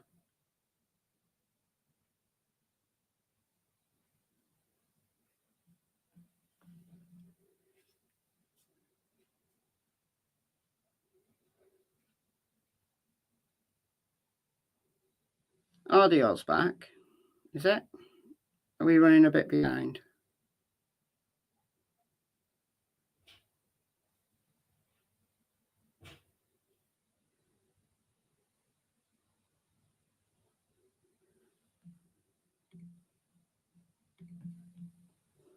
This lady. Who's that?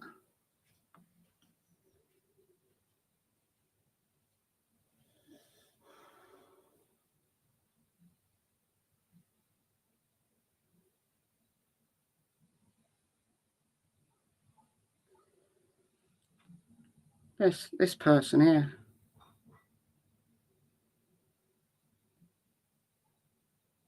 All right, we got the audio. Here we go. Judgment of this court, you are guilty. In count 2, a jury of your peers having found you guilty of first-degree murder and the perpetration of a felony, it's a judgment of this court, you are guilty.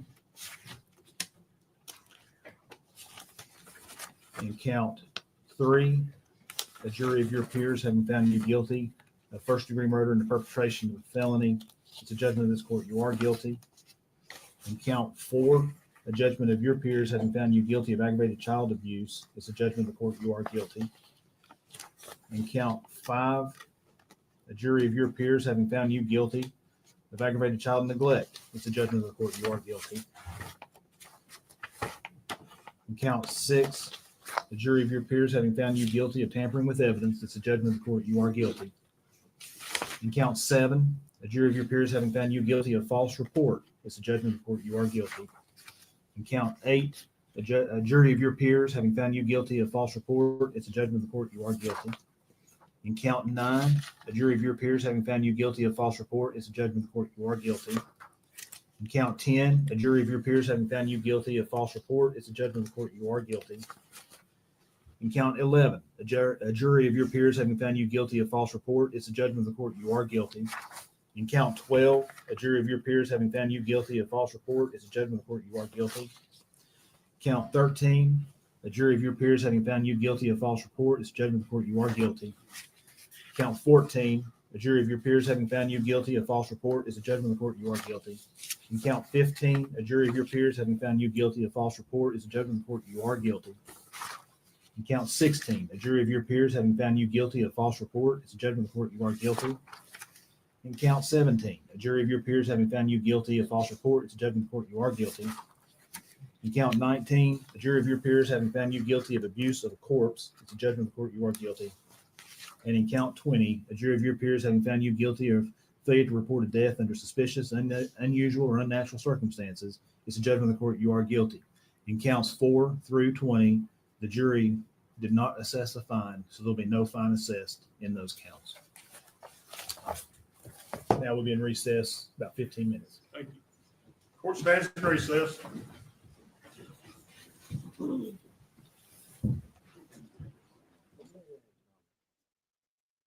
All right, we're in recess for 15 minutes. So what are we doing now? What's next? Yeah, he's court appointed, yeah.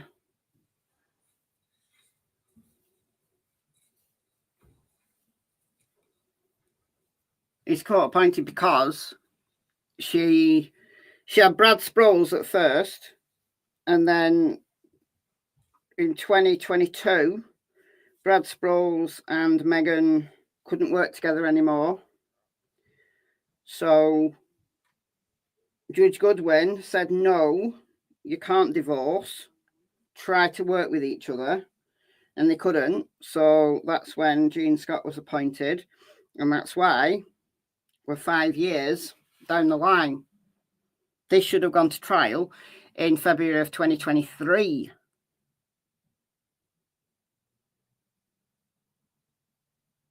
So now they come back with sentencing. Maybe, yeah. Maybe it is. Sentencing phase begins now. Okay. All right, sentencing phase. Sentencing phase begins now. All right. Changing my banner yet again. Guilty on all counts.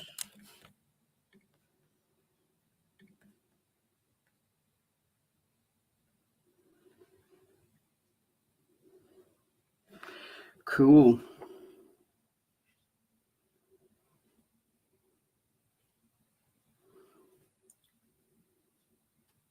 But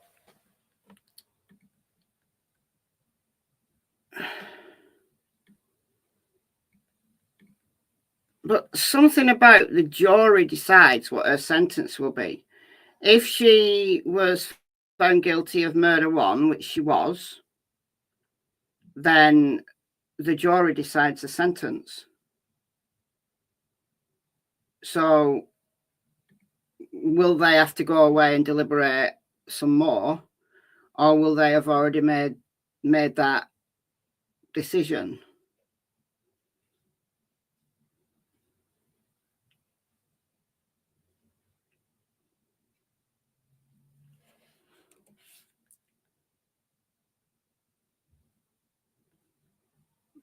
I don't know. This is quite unusual. It's an unusual way to do this.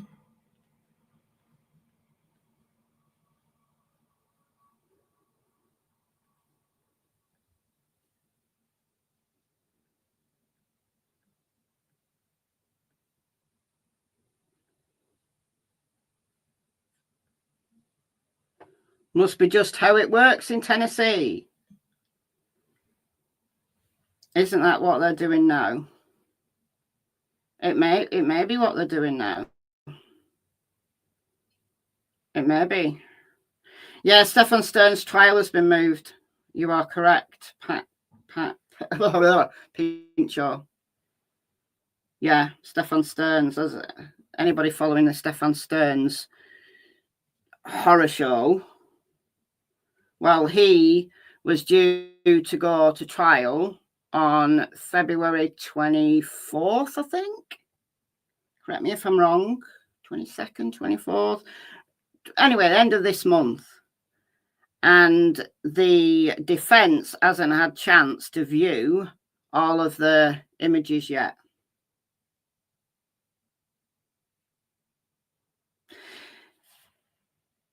The 81 pages judge told them to fill out the forms before coming back. Yeah, the verdict forms, yeah. The verdict forms. But is that sentencing as well? Yeah, judge is the person who normally determines the sentence. Yes. That's what I'm familiar with here in the UK. And the majority of, I think pretty much, maybe not every single trial that I've ever watched from the United States has followed the same format, but I would say the vast majority of them. So maybe it's a Tennessee thing.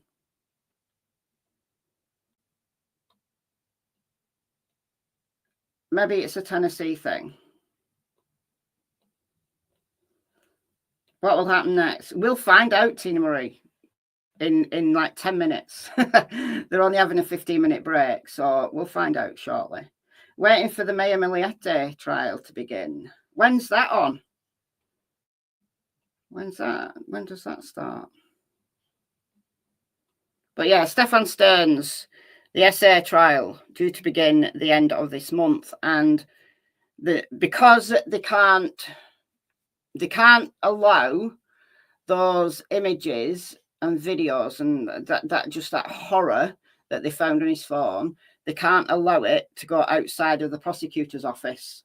So they can't put it on a USB drive, they can't email it, they can't do anything with it except to have it sit there in the prosecutor's office. So the defense has to go to the prosecutor's office to actually view it.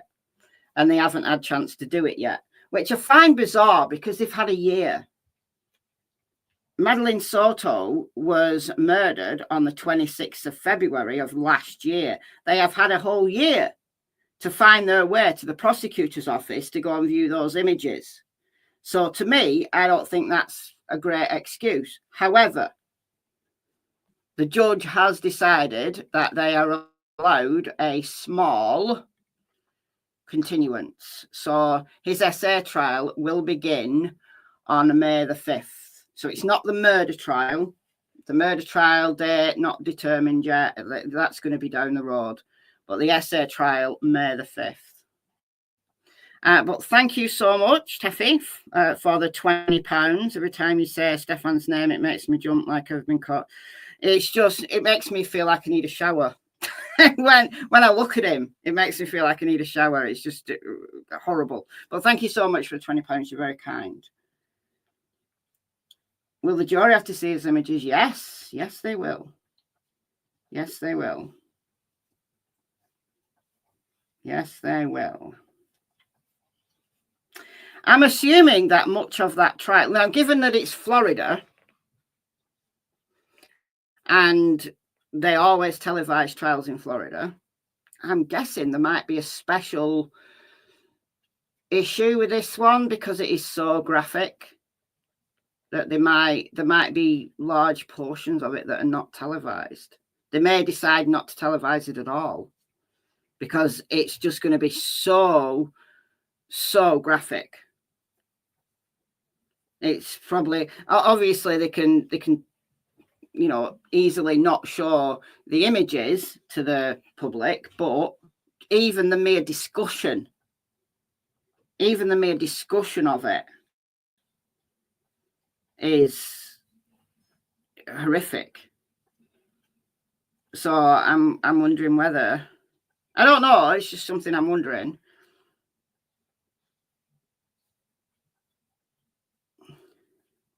Oh, your actual name is Stefan, that's why you jump.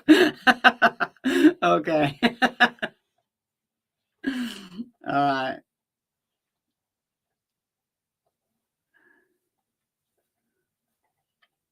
Cassie's licking the bottom of my foot. If you can hear some strange noise, it's Cassie. She's licking the bottom of my foot, which is quite weird. But anyway, that's what she's doing.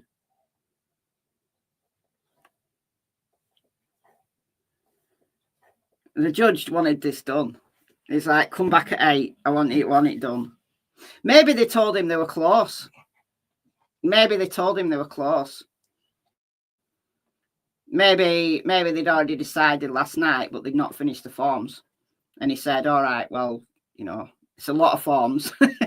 Go and sleep on it and then come back and then do the forms tomorrow morning. I don't know. Speculation. Tommy Boswell Sr. is in the courtroom. That's the only family. Well, he wants justice. He wants justice for Evelyn. And it must be incredibly hard for him. Incredibly hard, because he's the one that blew the whistle. He's the one that got this whole thing in motion. But he did absolutely the right thing for his granddaughter. But at the same time, it's his daughter. So it's a horrible situation to be in. Totally the right thing to do, though.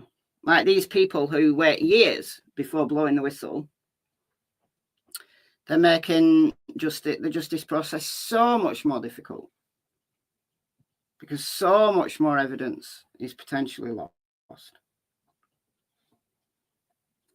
Yeah, the paperwork sold them up, I can imagine.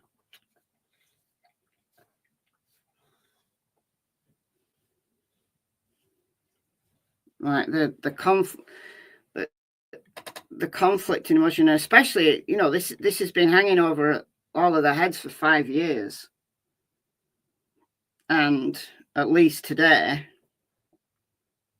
that's one kind of chapter done. I wonder if that was the first grandbaby.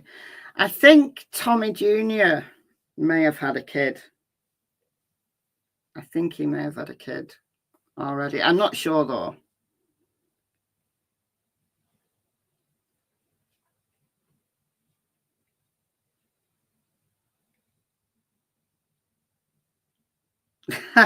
Love Stefan to lick my foot and then give him a good welly in the gob, yeah.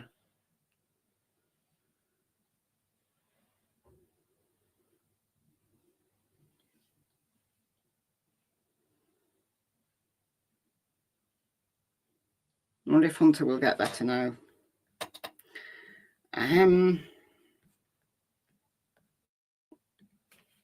Don't know. Will he be even aware that this is going on? If he's really that ill,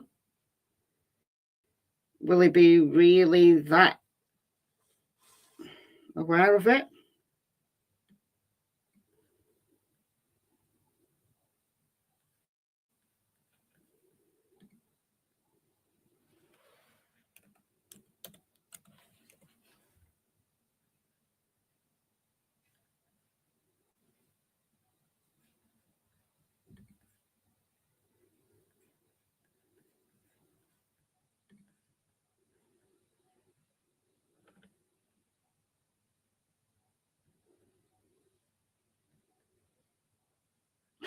I think WJHL have been that excited. They've posted the same video twice. 3 times. 3 times. Oh dear.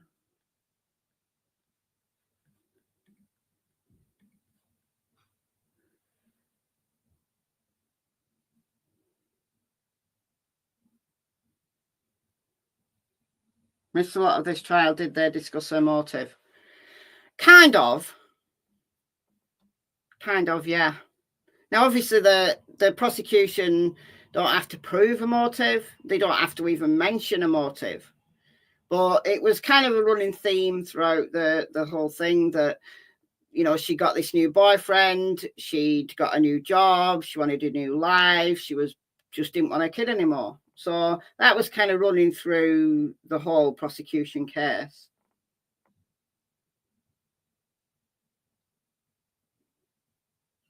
And what else could there possibly have been? What else can you conclude? That, you know, up until potentially the end of November, things were fine. Like, you know, Evelyn was always with Megan. She was always looked after. She went to all of her doctor's appointments. There was no concerns, nothing. And then we've got the babysitter noticing this really bad rash. We've got somebody saying she turned up like, and Evelyn was really dirty, and that wasn't usual. And it all seemed to escalate very, very quickly. And it's all coinciding with her starting work at the chicken shack and starting going out with Hunter. So call it a coincidence if you want, but I think that's more than a coincidence. I think there's maybe she didn't enjoy looking after Evelyn. Maybe people thought she did. Maybe she was lying to everybody because that's what she's good at. Maybe she was lying to herself even. And then she meets Hunter. She's got this, you know, potential to have a new life, a new apartment, and she wants her old life gone. And unfortunately, Evelyn is her old life. So she gets rid of her. There can't be any other explanation.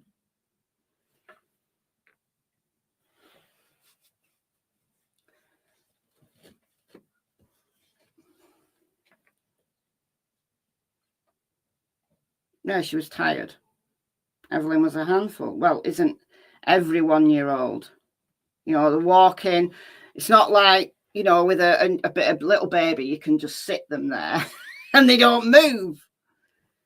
So, you know, they can cry, but they can't move. They can't get into stuff. They can't break stuff. They can't injure themselves. So maybe Megan was not enjoying having to have eyes at the back of her head like you do with toddlers. So Evelyn was just entering that toddling phase when you literally need eyes at the back of your head, and maybe Megan didn't want that. She didn't want that. And maybe that's why she thought Evelyn was mean, because Evelyn was developing a little personality, you know, likes and dislikes, wanting to do stuff, you know, maybe kicking off when she wasn't allowed to do something, just like any other toddler in the entire world that has ever existed.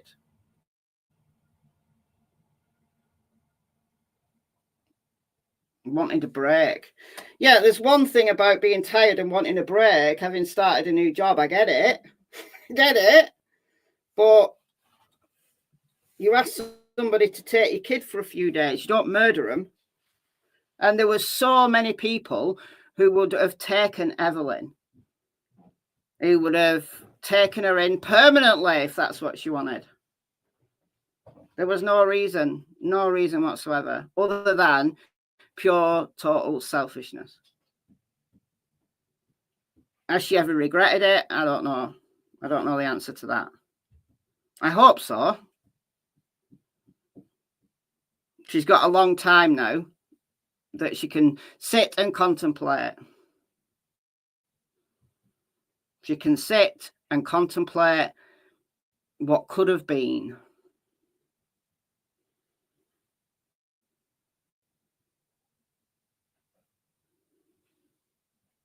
So, oh, coming up, sentencing phase. Here we go. Here we go. You can't see it because of my banner. Here we go. Sentencing phase. She can sit in her little cell and look out of, a little window with bars on it and look at life as it passes by. And go out and do some, I don't know, jogging around the exercise yard once a day. I'm sure she's used to being confined now. She's been there for 5 years in Sullivan County Jail, but she's off to big girl prison now, isn't she? The state prison for her. What are the state prisons like in Tennessee? Does anybody know? Has anybody been in one? Hopefully they're not like holiday camps. We don't want people being tortured and abused and stuff like that, but we do want them to have, plenty of time to contemplate their life, and it's not a holiday camp. It's hard. It's a hard life. Let's make it a hard life. They suck. Good. Good. She'll settle into prison life just fine. TN prisons are rough. Good. Rough's good. Don't want anybody being tortured, right? But rough's good.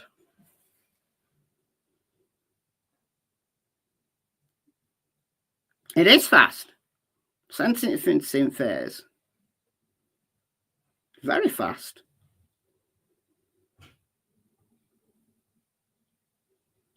She got to Nashville.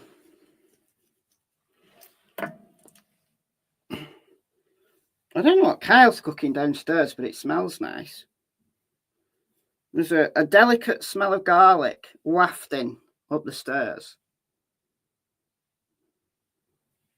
Was she found guilty? Yes, Owen, on all charges. Let me show you. Room. 3 counts of first degree murder, guilty. 2 counts of aggravated child abuse. And tampering with evidence, 11 counts of false report, abuse of a corpse, and failed to report death under suspicious, unusual, or unnatural circumstances. Court is back. All right, sentencing phase coming up. Coming up.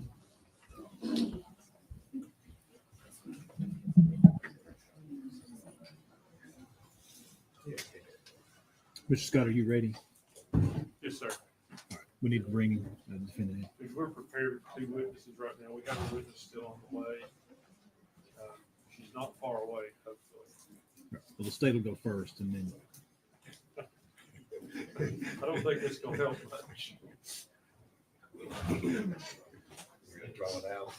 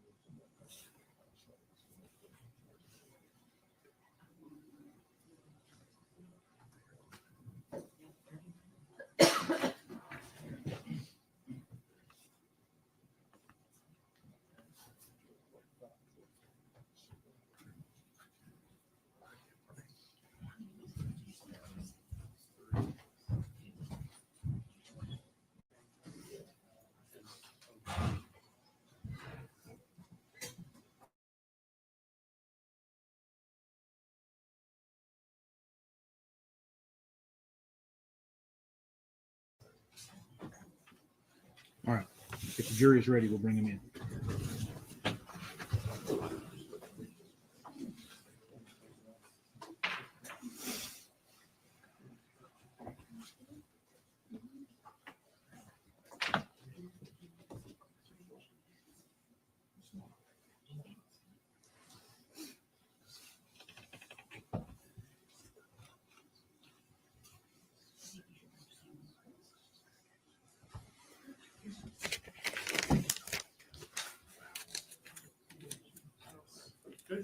We approached.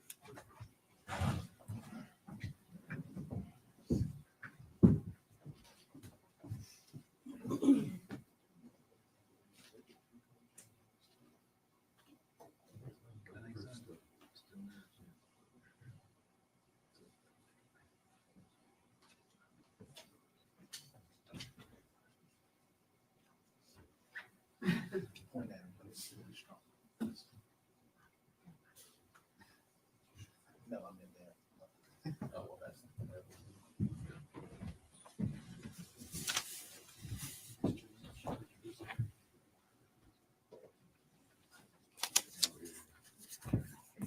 Everyone stand, please.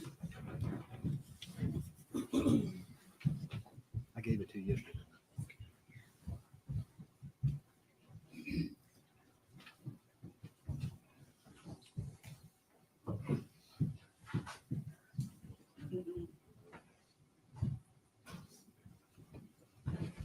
You may be seated. Thank you.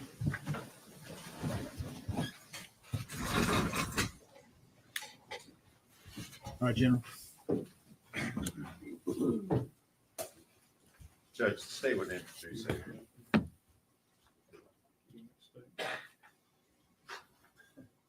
I'm sorry. You can do an opening statement if you'd like to. Okay, no, I stay with the opening statement. Do you have an opening? I do. Okay.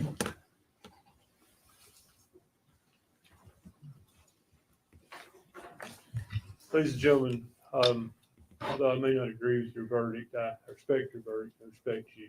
I thank you for your time, and I have one more thing to ask you. You have to make a decision now, and that decision is it's going to mean the difference. If you sentence Megan Boswell to life in prison, she'll be released when she is probably 69 years old. It'll be 8. She's been in jail. You probably realize she has been in jail since she was 18 years old. She went to jail February the 25th of 2020, and she hasn't been released. So with that said, if you give her a life sentence, it would be 51 years. That's what I'm asking you to do.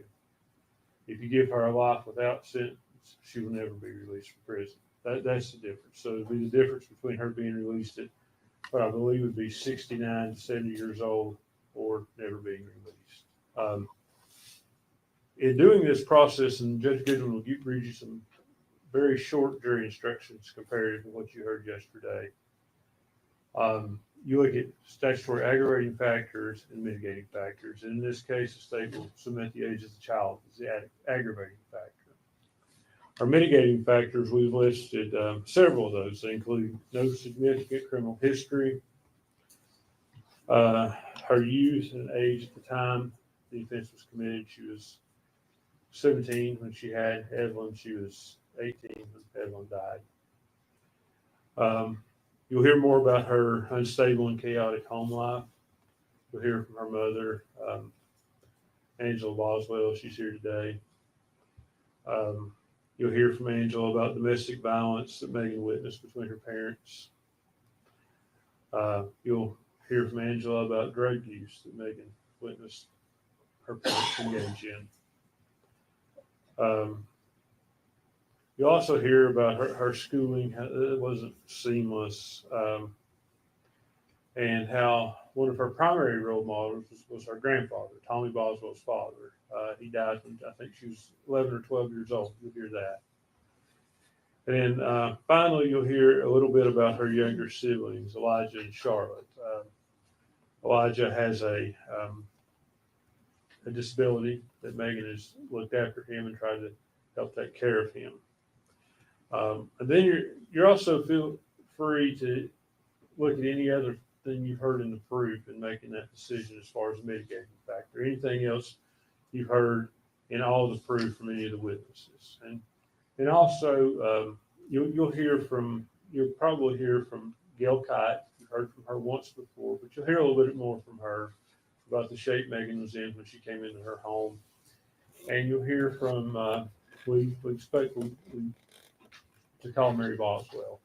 She is Megan's grandmother. I think most of you recognize the name Old Mommy at this point. You'll hear from her and what she witnessed and her participation in raising Megan. So it's a hard decision. It's not a light decision. You've made a hard decision already. And it's my hope that after you see this, you will come to the conclusion that maybe at 69 years old, it would be fair for her to be released from prison.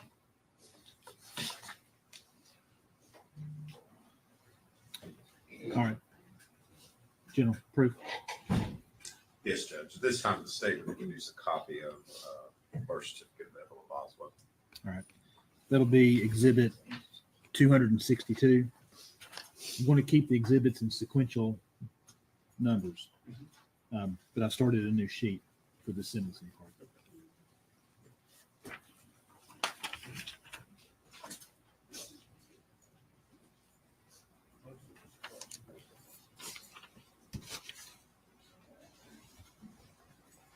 It'll be exhibit 262.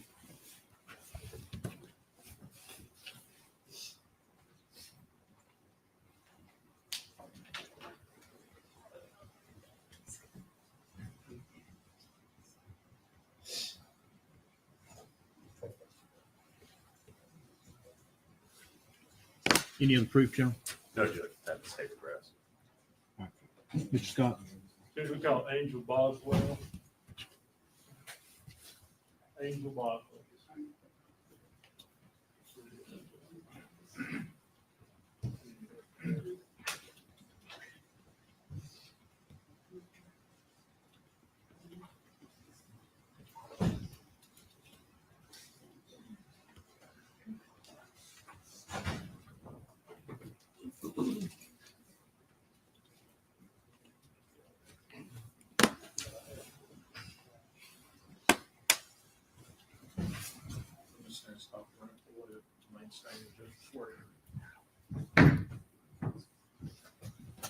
Raise your right hand, man. State your name for me. Angela Boswell. You solemnly swear or affirm testimony you're about to give be the truth, the whole truth, and but the truth, man. Have a seat. If you'll pull the microphone down and talk straight into that microphone. Actually, you know what? I need to switch these.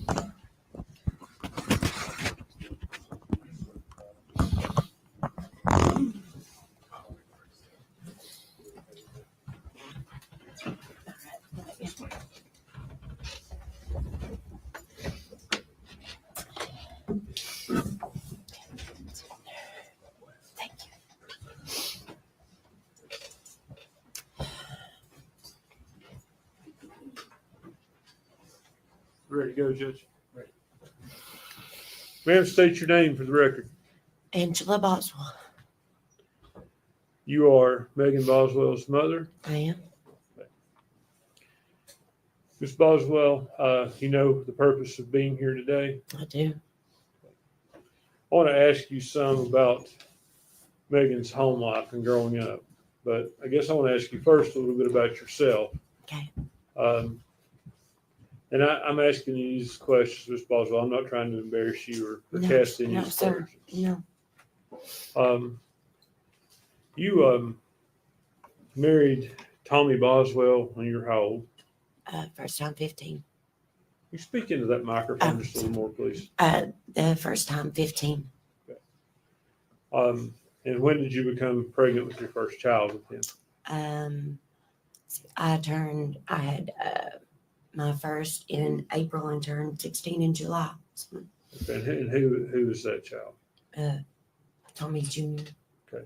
And then you had Megan at some point. How old were you when you had Megan? There's 8 years difference. I was almost 24. It's okay. So let's talk about Megan's life growing up.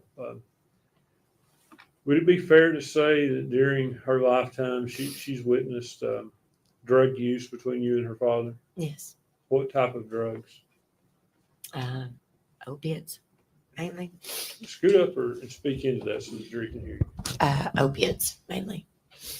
Did that drug use lead to other problems? Yeah. Arguments, fighting, yes. Okay. You say there strife. Strife is what it brings, yes. Nonstop. Is that something that went on pretty much her entire childhood growing up? Yeah, from the time she was pretty little, yeah. Okay. Mm. Good. Now, did she witness fights between you and her father? Yes. Okay. I think at some point her father was convicted of aggravated assault and kidnapping. Yes. Were you the victim in that? Yes. Mm.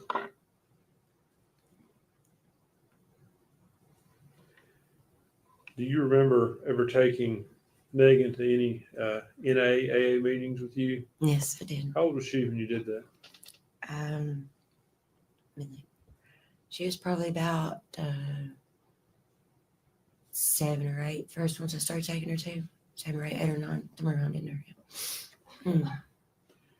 Now due to the strife in your home, was she raised by her grandparents to some degree? Yes. Okay. What were their names? Mary and Danny Boswell. Okay.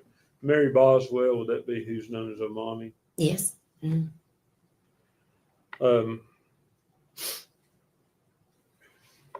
These problems, do you feel that it's partly your fault, the problems Megan's experienced? No, absolutely. Yes. Yes, absolutely.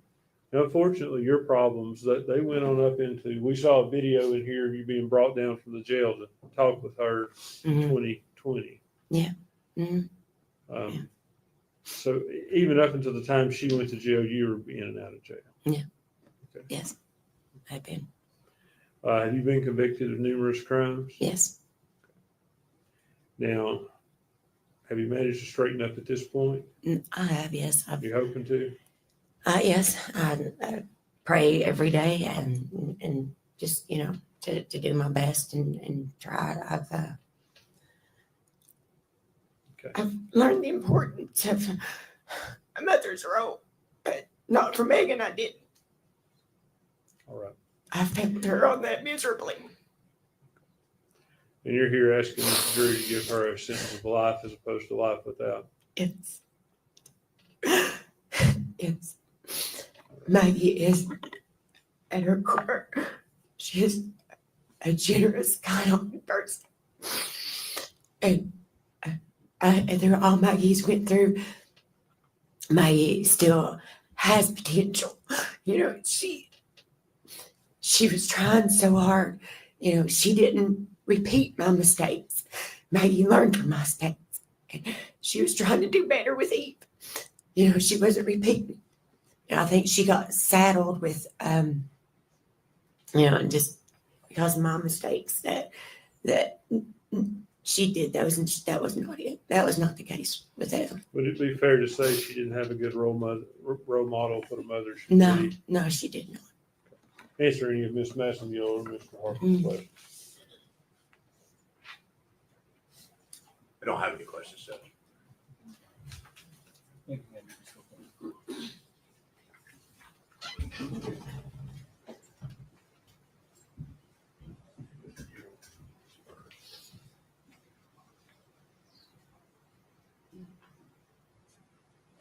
Judge, at this time, I have some judgments of conviction on Tommy Boswell. I'd like to put in by agreement with Mr. Harper. No objection, Judge. Okay. I'd ask these to be made the next 4 exhibits.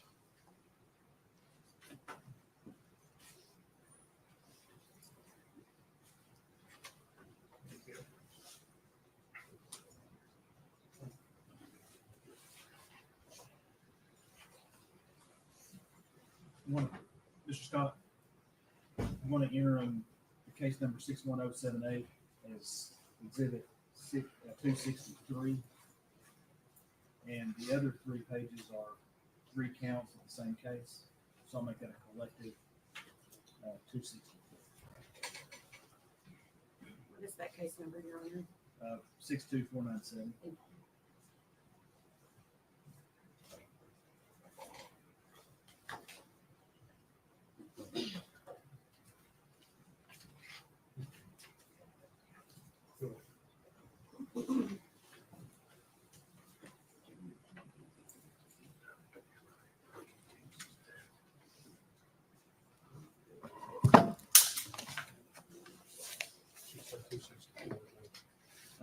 The first page is 263, case 61078, and case 62497. Those 3 pages, 264.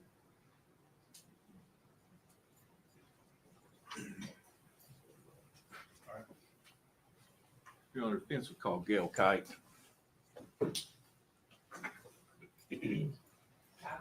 Kite. KYTE, right? I believe so, Your Honor. I'll have her spell it. I think she was a witness in the trial, but I'll go back to that.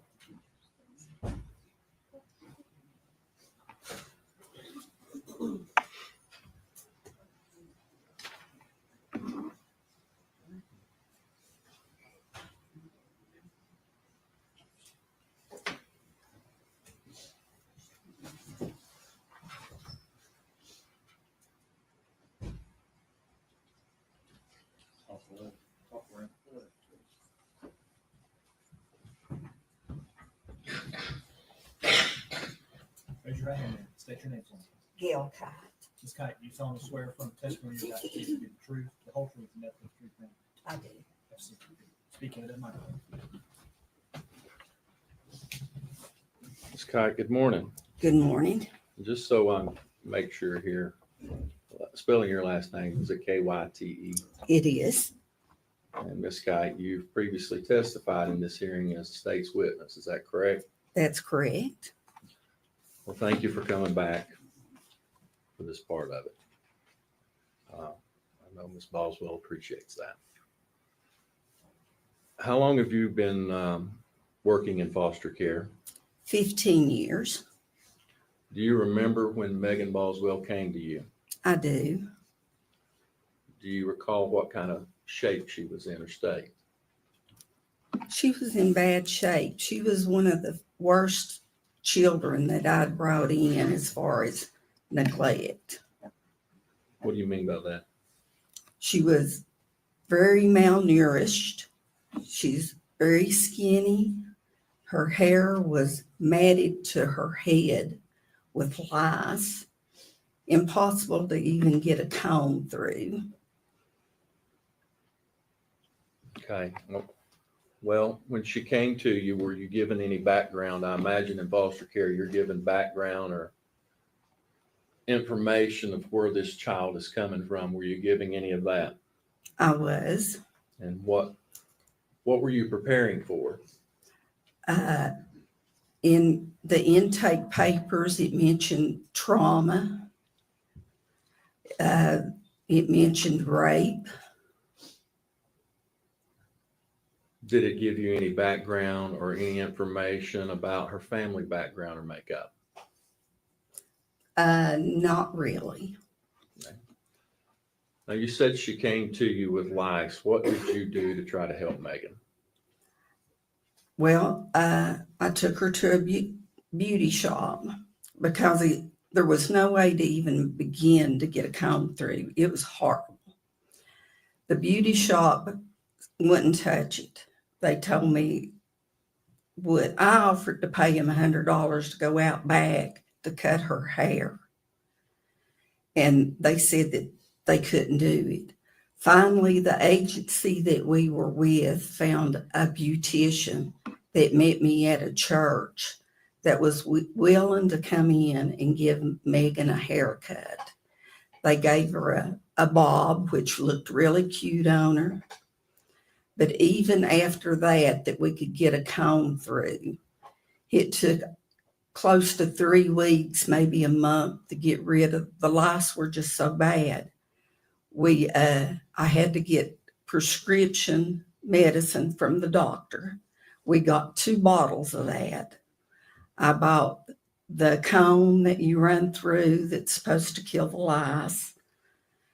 And I know I practically traumatized the poor child because we'd go out on the porch and I'd run that comb through trying to make sure we got all the lice, and she'd sit there and tears would run down her hair. She got tired of me. It wasn't a pleasant situation. And then even when you do that, you still got to go through, you've got to thoroughly clean the bedding. Everything in the room has to be taken down, washed in hot water. But it was a rough time for her, very rough. And you may have said, but she came to you how old? She was 17 years old. She was pregnant. 17, pregnant, scared, didn't have a place to go. And you believe that she had been raped or violently sexually assaulted. Were you given any background or information about her family, her mom and her dad? I knew Mom was in and out of jail, and I knew her daddy owned a business. Okay. Were you able to come to the opinion that she essentially came from a dysfunctional family? I did. Okay. And how long did she stay with you? She stayed 4 months. When she came in, we got to work, got rid of the lice, got her registered for school. Where she was pregnant, she chose to do online schooling. She worked really hard getting her diploma. If a test didn't go right, she was on the phone the next day with the counselor getting it reset. I never had any problems trying to get her to do her schoolwork or anything. She hung with it. She ever caused you any problems, disciplinary wise or anything like that? No. Never? No. And did she seem to be thriving in a structured environment? She did. She did. Was she making friends? She did. Did she seem to be progressing and coming out of the state she was in when she came to you? She very much so. And she was with you for 4 months. Did you form a bond with her? Oh, I did. We took up together immediately. It was during the winter. She learned me how to play card games. Winter days, we'd sit there and we'd play. Baby'd sleep. We'd play cards. But we formed a bond. Did you take her to doctor's appointments? I did. How did she seem to feel about becoming a mother? She was very excited. Did you have conversations with her about that? I did. Did she seem to fully understand her roles and responsibilities of what was going to be required of her? She did. Megan practically raised her younger sister Charlotte and her brother Elijah. She had plenty of experience with younger children. How did you know that? Well, mostly from conversations with Megan, and I could tell by the way she took care of Evelyn at the house. You know, she knew how to heat a bottle. She knew how to change the diapers. She got up when the baby cried. Did you ever have to tell her to do those things? No, me and my husband never once woke up those 4 months when Evelyn woke up in the middle of the night. Megan would take care of her very well. And I asked you, and I want to clarify that if you ever took her to doctor's appointments, she was with you when she was with you. She came to you pregnant. Did you go to the prenatal appointments? I did. And did you go to follow-up appointments with Evelyn's pediatrician? I did. Okay. So you were involved through the whole process, really? Those 4 months, yes. Okay. At some point in time, was Megan taken from your home and placed back somewhere else?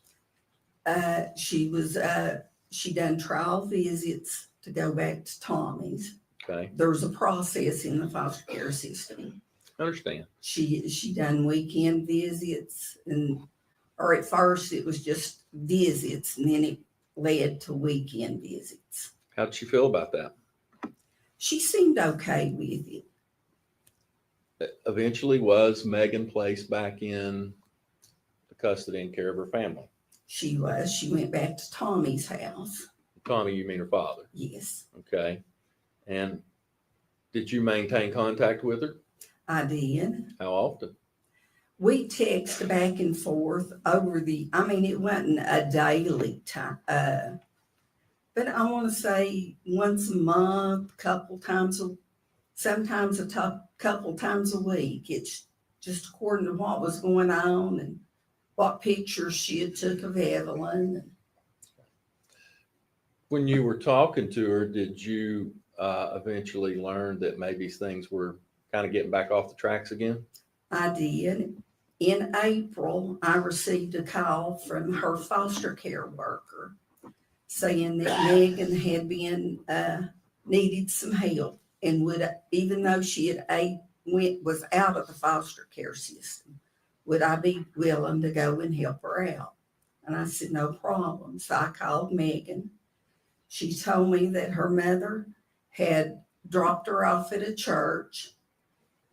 She had drove off and left her and Evelyn there. She had took Evelyn's diaper bag, the baby's supplies. So I told her I'd be right there. I went and picked her up. We went to Walmart, bought baby bottles, formula, diapers, the stuff that a baby would need. Where did you take her? We went back to my home. She spent the night. Her and Evelyn they took showers, a good night's sleep. But then the next morning, she wanted to go back to her mother's family's home. Where's that at? Now, I'm not sure. The place that I took, her grandfather was in the hospital. And she wanted to go there to meet up with her family. So when she left my home, I drove her to the hospital in Kingsport, and she assured me that she would be perfectly fine, and her and Evelyn got out. It'd be fair to say that Megan wasn't getting maybe the familial support from her parents that she was needing at that time. Yes. Okay. I imagine over this time, Ms. Kite, that did you ever meet Tommy Boswell Sr. or her mother, Angela? I had never met Angela, but I'd met Tommy several times. You said you agreed that she probably come from a dysfunctional family. Let me ask you this. She lived with you for 4 months and you stayed in contact with her after she moved out. It's your opinion, you know her, you talked to her. You think Megan ever knew what a normal family looked like? No. No. Did she crave that? I think so. Was she wanting that for Evelyn? I think so. Well, it's obvious why we're here today. You know why you're testifying. Are you asking this jury to just give her life? I am, with the possibility of parole. This child has been traumatized. She's made bad mistakes that has to be paid for. But I think she deserves a chance to come back out to the real world. I don't think she's irredeemable. I think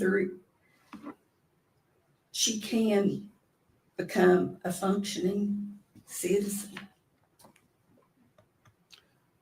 Ms. Scott, I thank you again. If you would answer any questions that the state has for you.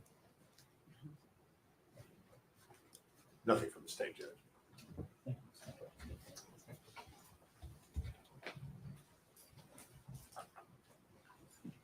Judge, we call Mary Boswell.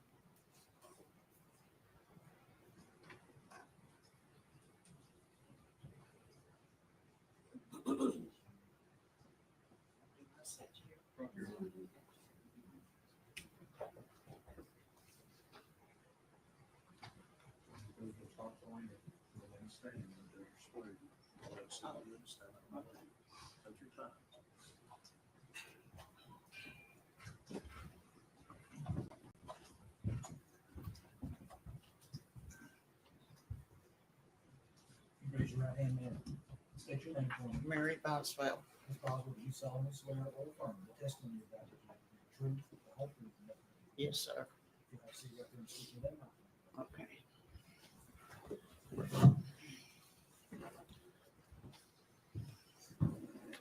Ms. Boswell, Mhm. I'm Gene Scott. How are you? Pretty good. We're here today because the jury's trying to decide how long Megan will have to stay in prison. I want you to, I guess, your name is Mary Boswell. Not Mary Boswell. Okay. How do you know Megan? Sir, How do you know Megan? she's my granddaughter. Okay. Are you Tommy Boswell's mother? Yes, sir. And obviously you've known Megan her whole life. All of her life, I started keeping her from the time she was 2 months old till she was grown, off and on, not all the time, but off and on. Why was that in part because of problems between your son and her mother, Angela? Sir?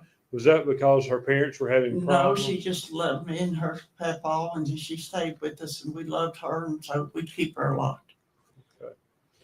Were you aware of the violence issues between Tommy and Angela? No, I didn't live in their home or nothing. I don't know nothing about what went on in their home, sir. Okay. We'd pick her up and keep her until she want to go back and like that, off and on. And have you always lived down there on the same property Tommy lives on? Or? I've now lived there for maybe 20 years, 21 or 2 or something like that. She lived there almost all Megan's life. Yeah, yes, sir. Oh, yes, sir.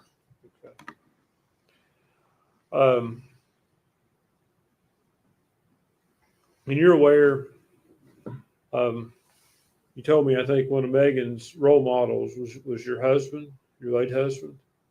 Sir. Your late husband, he was one of Megan's role models? Yes, we loved her like she belonged to us. Okay. When did he pass, ma'am? 11 and a half years ago. Soon be 12 this summer. So that would have been when Megan was, I guess, what? Yeah, maybe 12 years old or 12 something. years old? Mm-hmm. Did you see that take an impact on her? Yes, it did. And are you here asking this jury for leniency today? Yes, sir, I am. Asking them not to give her a sentence of life without parole? I hope they don't, sir. I love her like I hope they don't give her the sentence like that. I'd love to give her my home if I could take her home today. That's how much I love her. I understand. Thank you, Ms. Boswell. Answer any Mr. Harper or Ms. Masseville? No questions, sir. Ms. Boswell, thank you so much. Okay, I'm leaving. Thank you for going down there.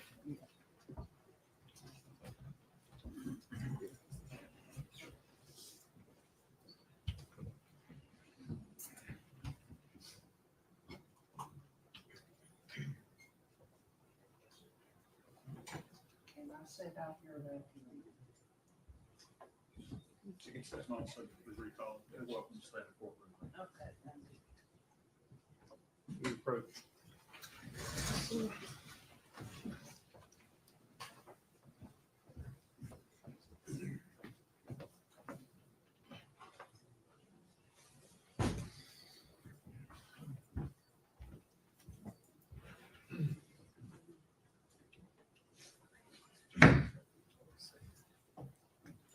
Ladies and gentlemen, I'll have you go with the officer for just a minute.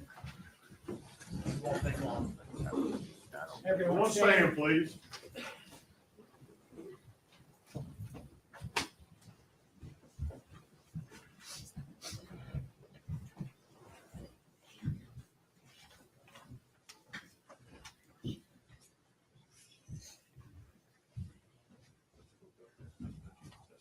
You may be seated. Thank you. Approach.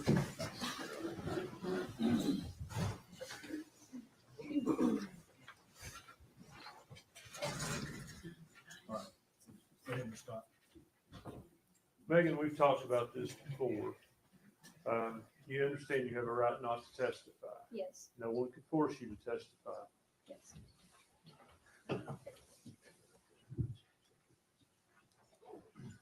We'll start this over since we didn't have the microphone up.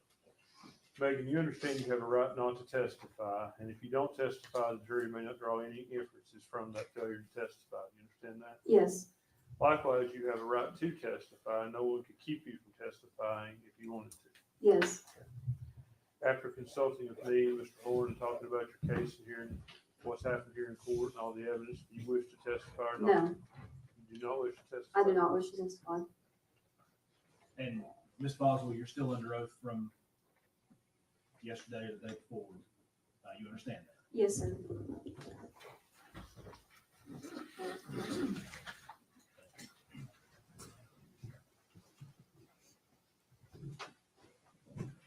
Do you have any other proof? And before we bring the jury in, one thing that I forgot to do yesterday was when we excused the alternates, I took the contents of one of their books and the cover page, and I gave that to the court reporter, and that would be designated as Exhibit A, the letter A, for identification only, so that it's part of the record as to what those notebooks were that they took back. All right.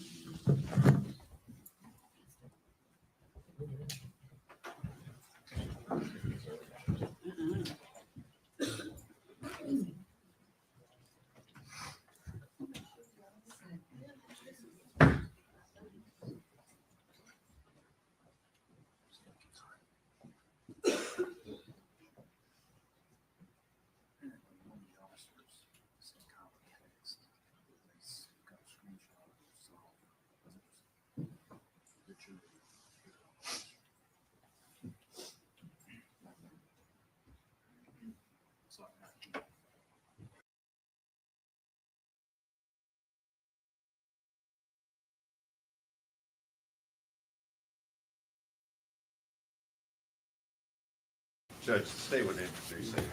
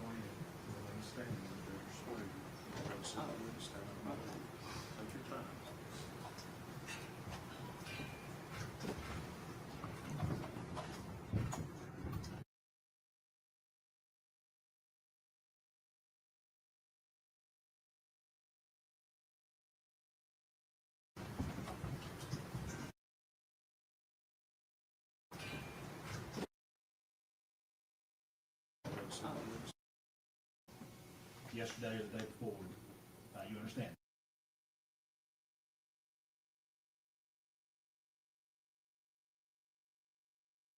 Attorney, Mr.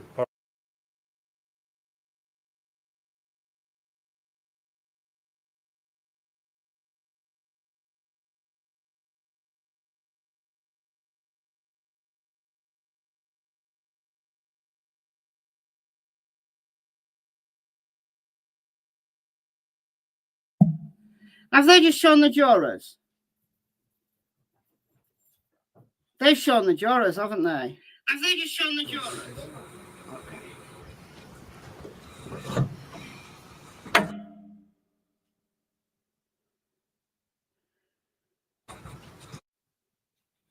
Yeah, look! Right there!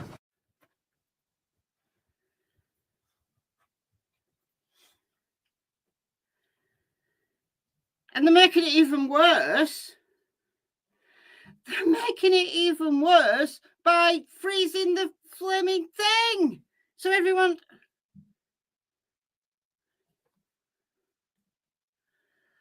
Look. My God.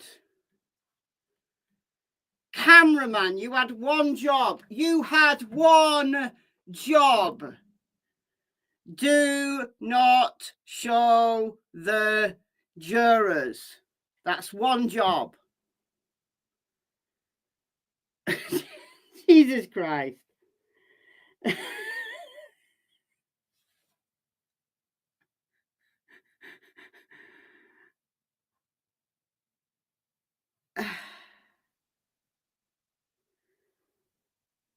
I don't think they can call a mistrial because the verdict's already in. The verdict's already in, so I don't know how they could call a mistrial.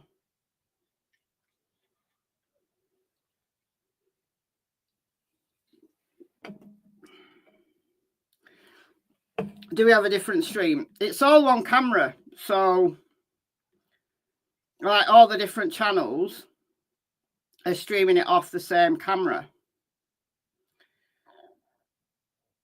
So everyone will be down.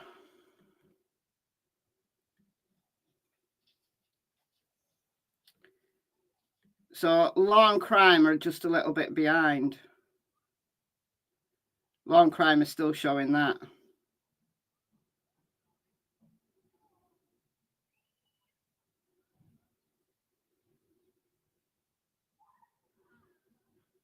Court TV, I've turned it completely off. Oh.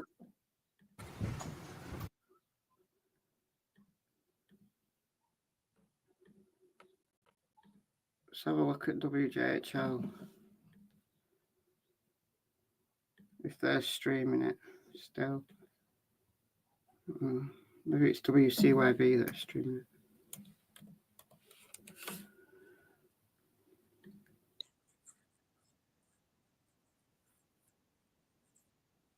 Day in this testimony and very invested in wanting to know what happens with that. That's why we've made the decision to carry this with you. And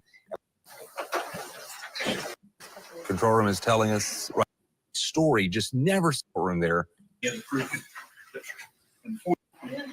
being read there.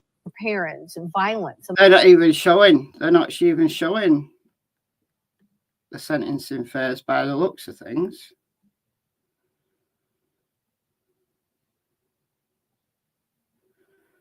And maybe they were, but maybe they cut it off earlier. Dear me. But no. The judge, I bet the judge is flipping his lid. I bet Judge Goodwin is like a volcanic eruption right now. I bet he is absolutely furious.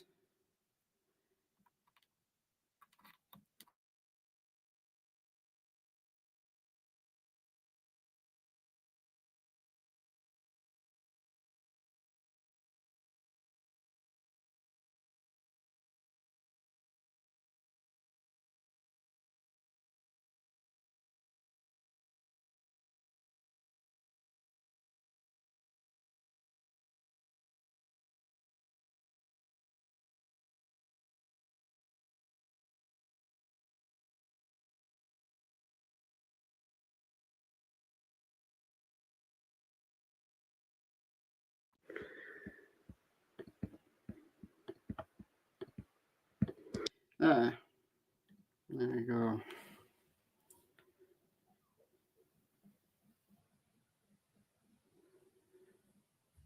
Wondering if the rate was baby Evelyn. Yeah, I thought the same.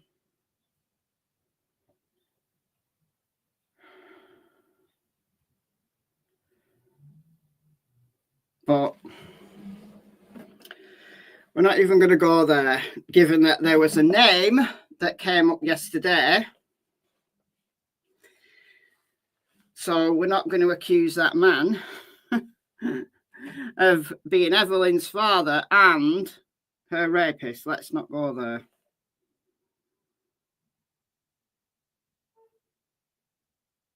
Yeah, for those wondering what on earth is happening, the camera showed the jury.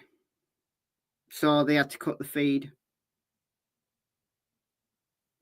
And it wasn't just a glimpse either. It was like clear. Like really clear. Unbelievable. Unbelievable.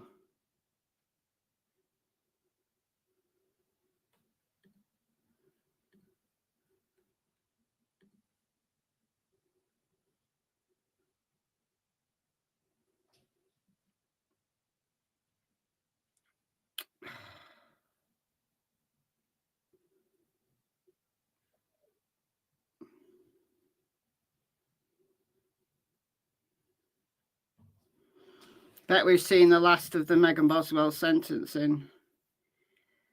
That's what someone's just said on Twitter. Yeah, I think probably the judge is not going to put the cameras back on.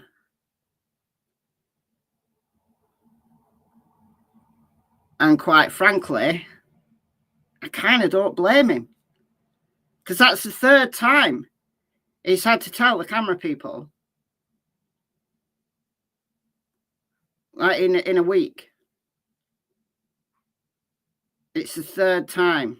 And this is the most serious infraction. I mean, the first one, like, was flash photography. He didn't like that. So that stopped. Then, slightly more serious, in my opinion, was zooming in on Mr. Scott's laptop screen, which is an invasion of privacy. And now we've shown the jurors. And we've clearly shown the jurors, look. This is what they do. This is what they tried to do. Like, look. So they've kept going back to find the spot.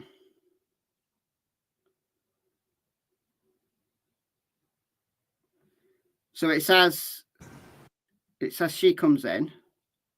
Look, 1, 2, 3, clearly seen.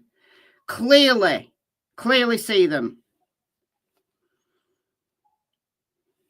Unbelievable.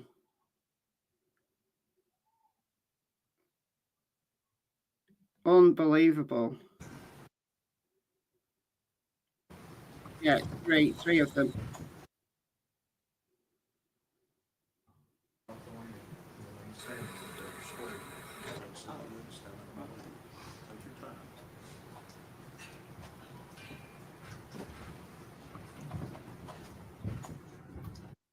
Yeah, 3 jurors.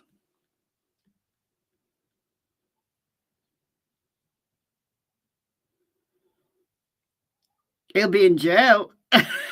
He'll be in jail. That cameraman's going to be in jail. He's already been threatened with jail already. He's going to spend the night in jail.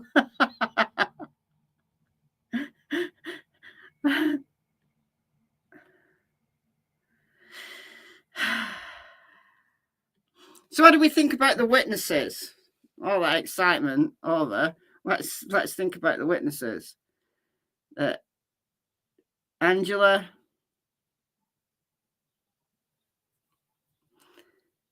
the lice, the matted hair.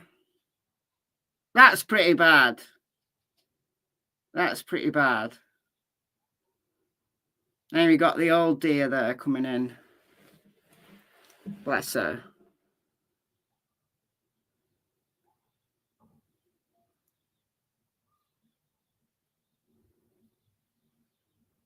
Angela was high. Do you think so?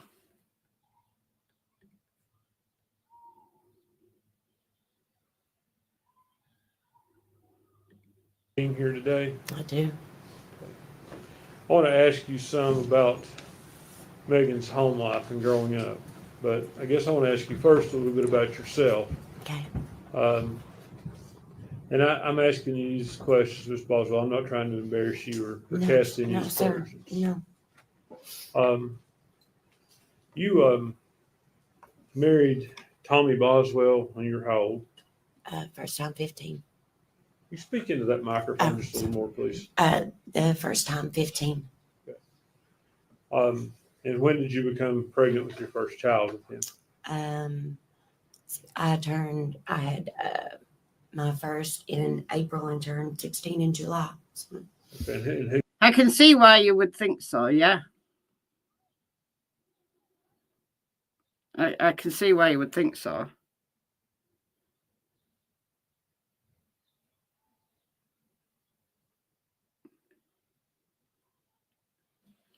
She may have just been really nervous.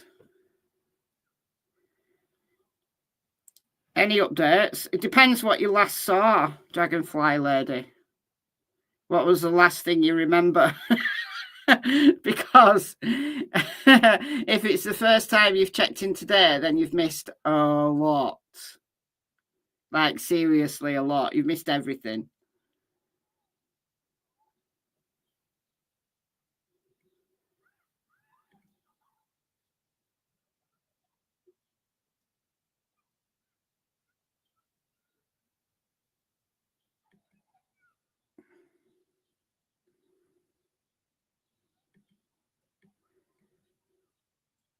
I really don't think we're going to see the rest of this sentencing.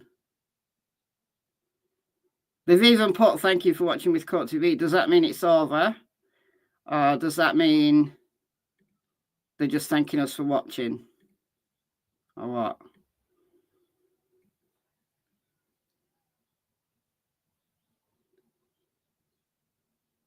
She may just be heartbroken. She may be, yeah. And I don't know what her mannerisms are like.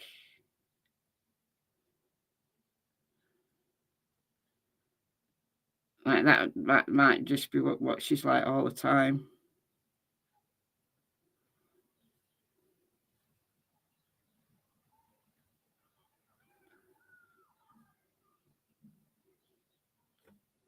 technical difficulties. It's not technical difficulties.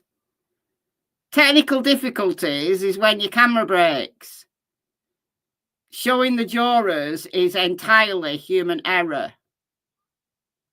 You'd think they'd have some kind of mechanism in place where it's absolutely impossible for them to show the jurors. You'd think they'd... I don't know, but it's human error, not technical difficulties. We all saw it. You don't need to try to dress it up, God TV. We all saw it.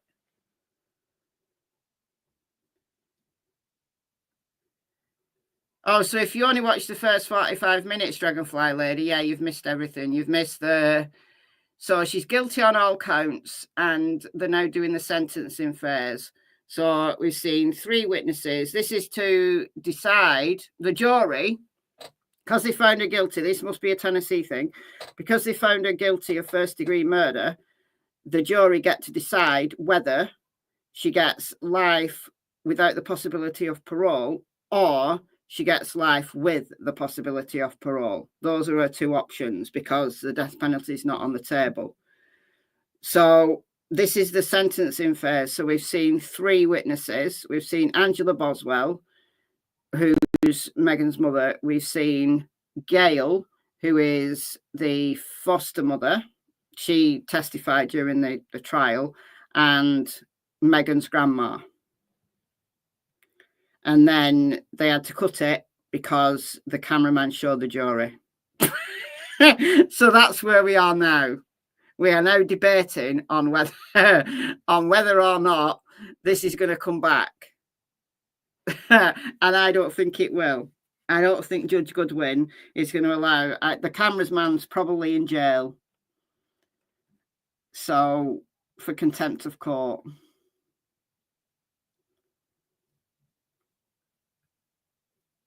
Wonder what they have to be told. Yeah, I don't know. How do we find out? How do we find what out, Moira?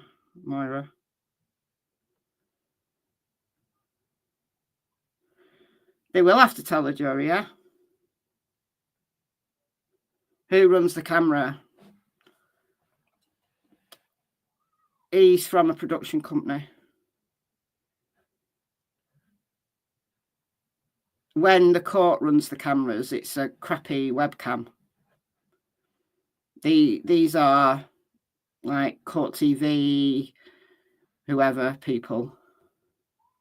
Like they're all the same. It's a pool camera, so it's, you know, it's a company, and then it gets, the feed gets like sent off to all the different news channels.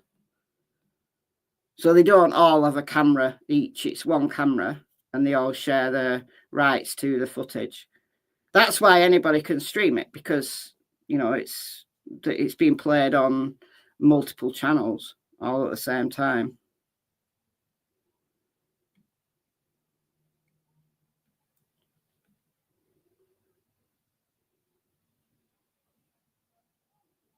Why would you want to show the jury?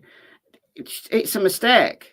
It's a simple mistake. It's only a small courtroom, and they were getting a shot of the witness coming in, which is a ridiculous thing to do when the jury people are right there. If the witnesses were coming in from the other side of the courtroom, okay, film the witness coming in, but not when when they've got to literally walk past the jurors. It's an insane thing to do. Insane.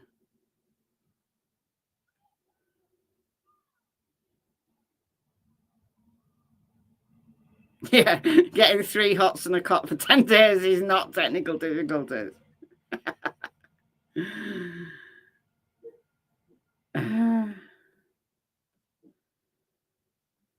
How do we find out the sentencing results? We find out the sentencing results when the jury comes back. So they've got to send the jury back off to deliberate. But because we've got no camera now, we don't know when that is. So, don't know is the answer. But look, it's either life without the possibility of parole, or it's life with the possibility of parole. A childhood friendship that turned into a feud and ended with shots fired. Now, famous rapper and Rihanna's significant other faces felony assault charges. The trial of A$AP Rocky, weekday mornings, only on Court. Oh. They have as well. That's the trailer for the next Court TV thing that's starting soon. So they've turned the cameras off. They've made them disappear. Look, Law and Crime.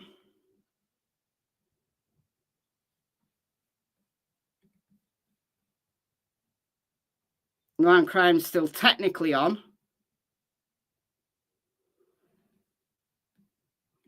But it's gone. It's a goner. Oh, I'd so love to be a fly on the wall, though.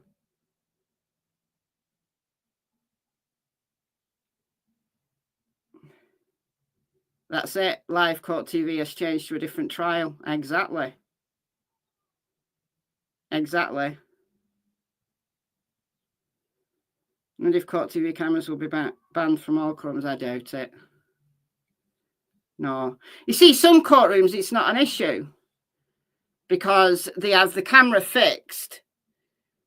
Sometimes it's facing the defense. So it's you can actually see. Some actually have multiple cameras. So you've got one camera like on the judge, and then you've got one camera on the witness, and then another camera on the attorneys.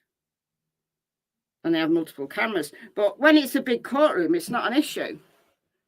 It's just that it's a small courtroom and the cameras are at the back because there's not enough space at the front to put the cameras at the front. If they put the cameras at the front and have it on a fixed pole or something that it can't move towards the jurors, that's fine.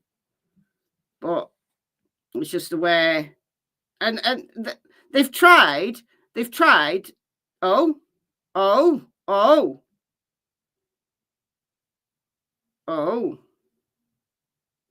maybe Court TV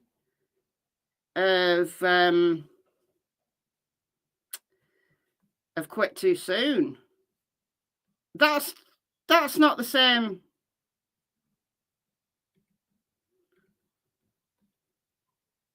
No, look, I was going to say that's not the same seal. Look, they've changed to a different trial as well. We're actually waiting for a different trial to start. So no, we're done for. We're done for. Unless you want to watch the South Carolina Twisted Secrets murder trial, which is due to start. So no, I think we're done. We're screwed. Yeah, it's very sneaky. It's very sneaky. At least with Court TV, you could tell that they'd moved us over because the intro thing for the next trial came up. But Law and Crime just switched us over without even telling us. That's cheeky. All right, so I think we're done. Look, Megan is either going to have life without the possibility of parole or life with the possibility of parole in a million years. So I'll put it on my community wall. I'll keep checking on Twitter, and if they come back with that today, then I'll put it on my community wall. But I'm going to call it here because we're not going to get that camera back. We're really not going to get that camera back. So we might as well call it a day. So thank you for joining me. And that cameraman. I just so wish we could be a fly on the wall to hear Judge Goodwin dress it. Oh, I bet Judge Goodwin has gone mental. I bet he's gone up the wall and he won't come down again until next Tuesday But anyway, thank you for joining me. Thanks as always to the mods. Thank you to those that donated earlier on in the live stream. And I will keep you updated as to whether we get any news about Megan's sentence. So bye for now, guys. See you soon.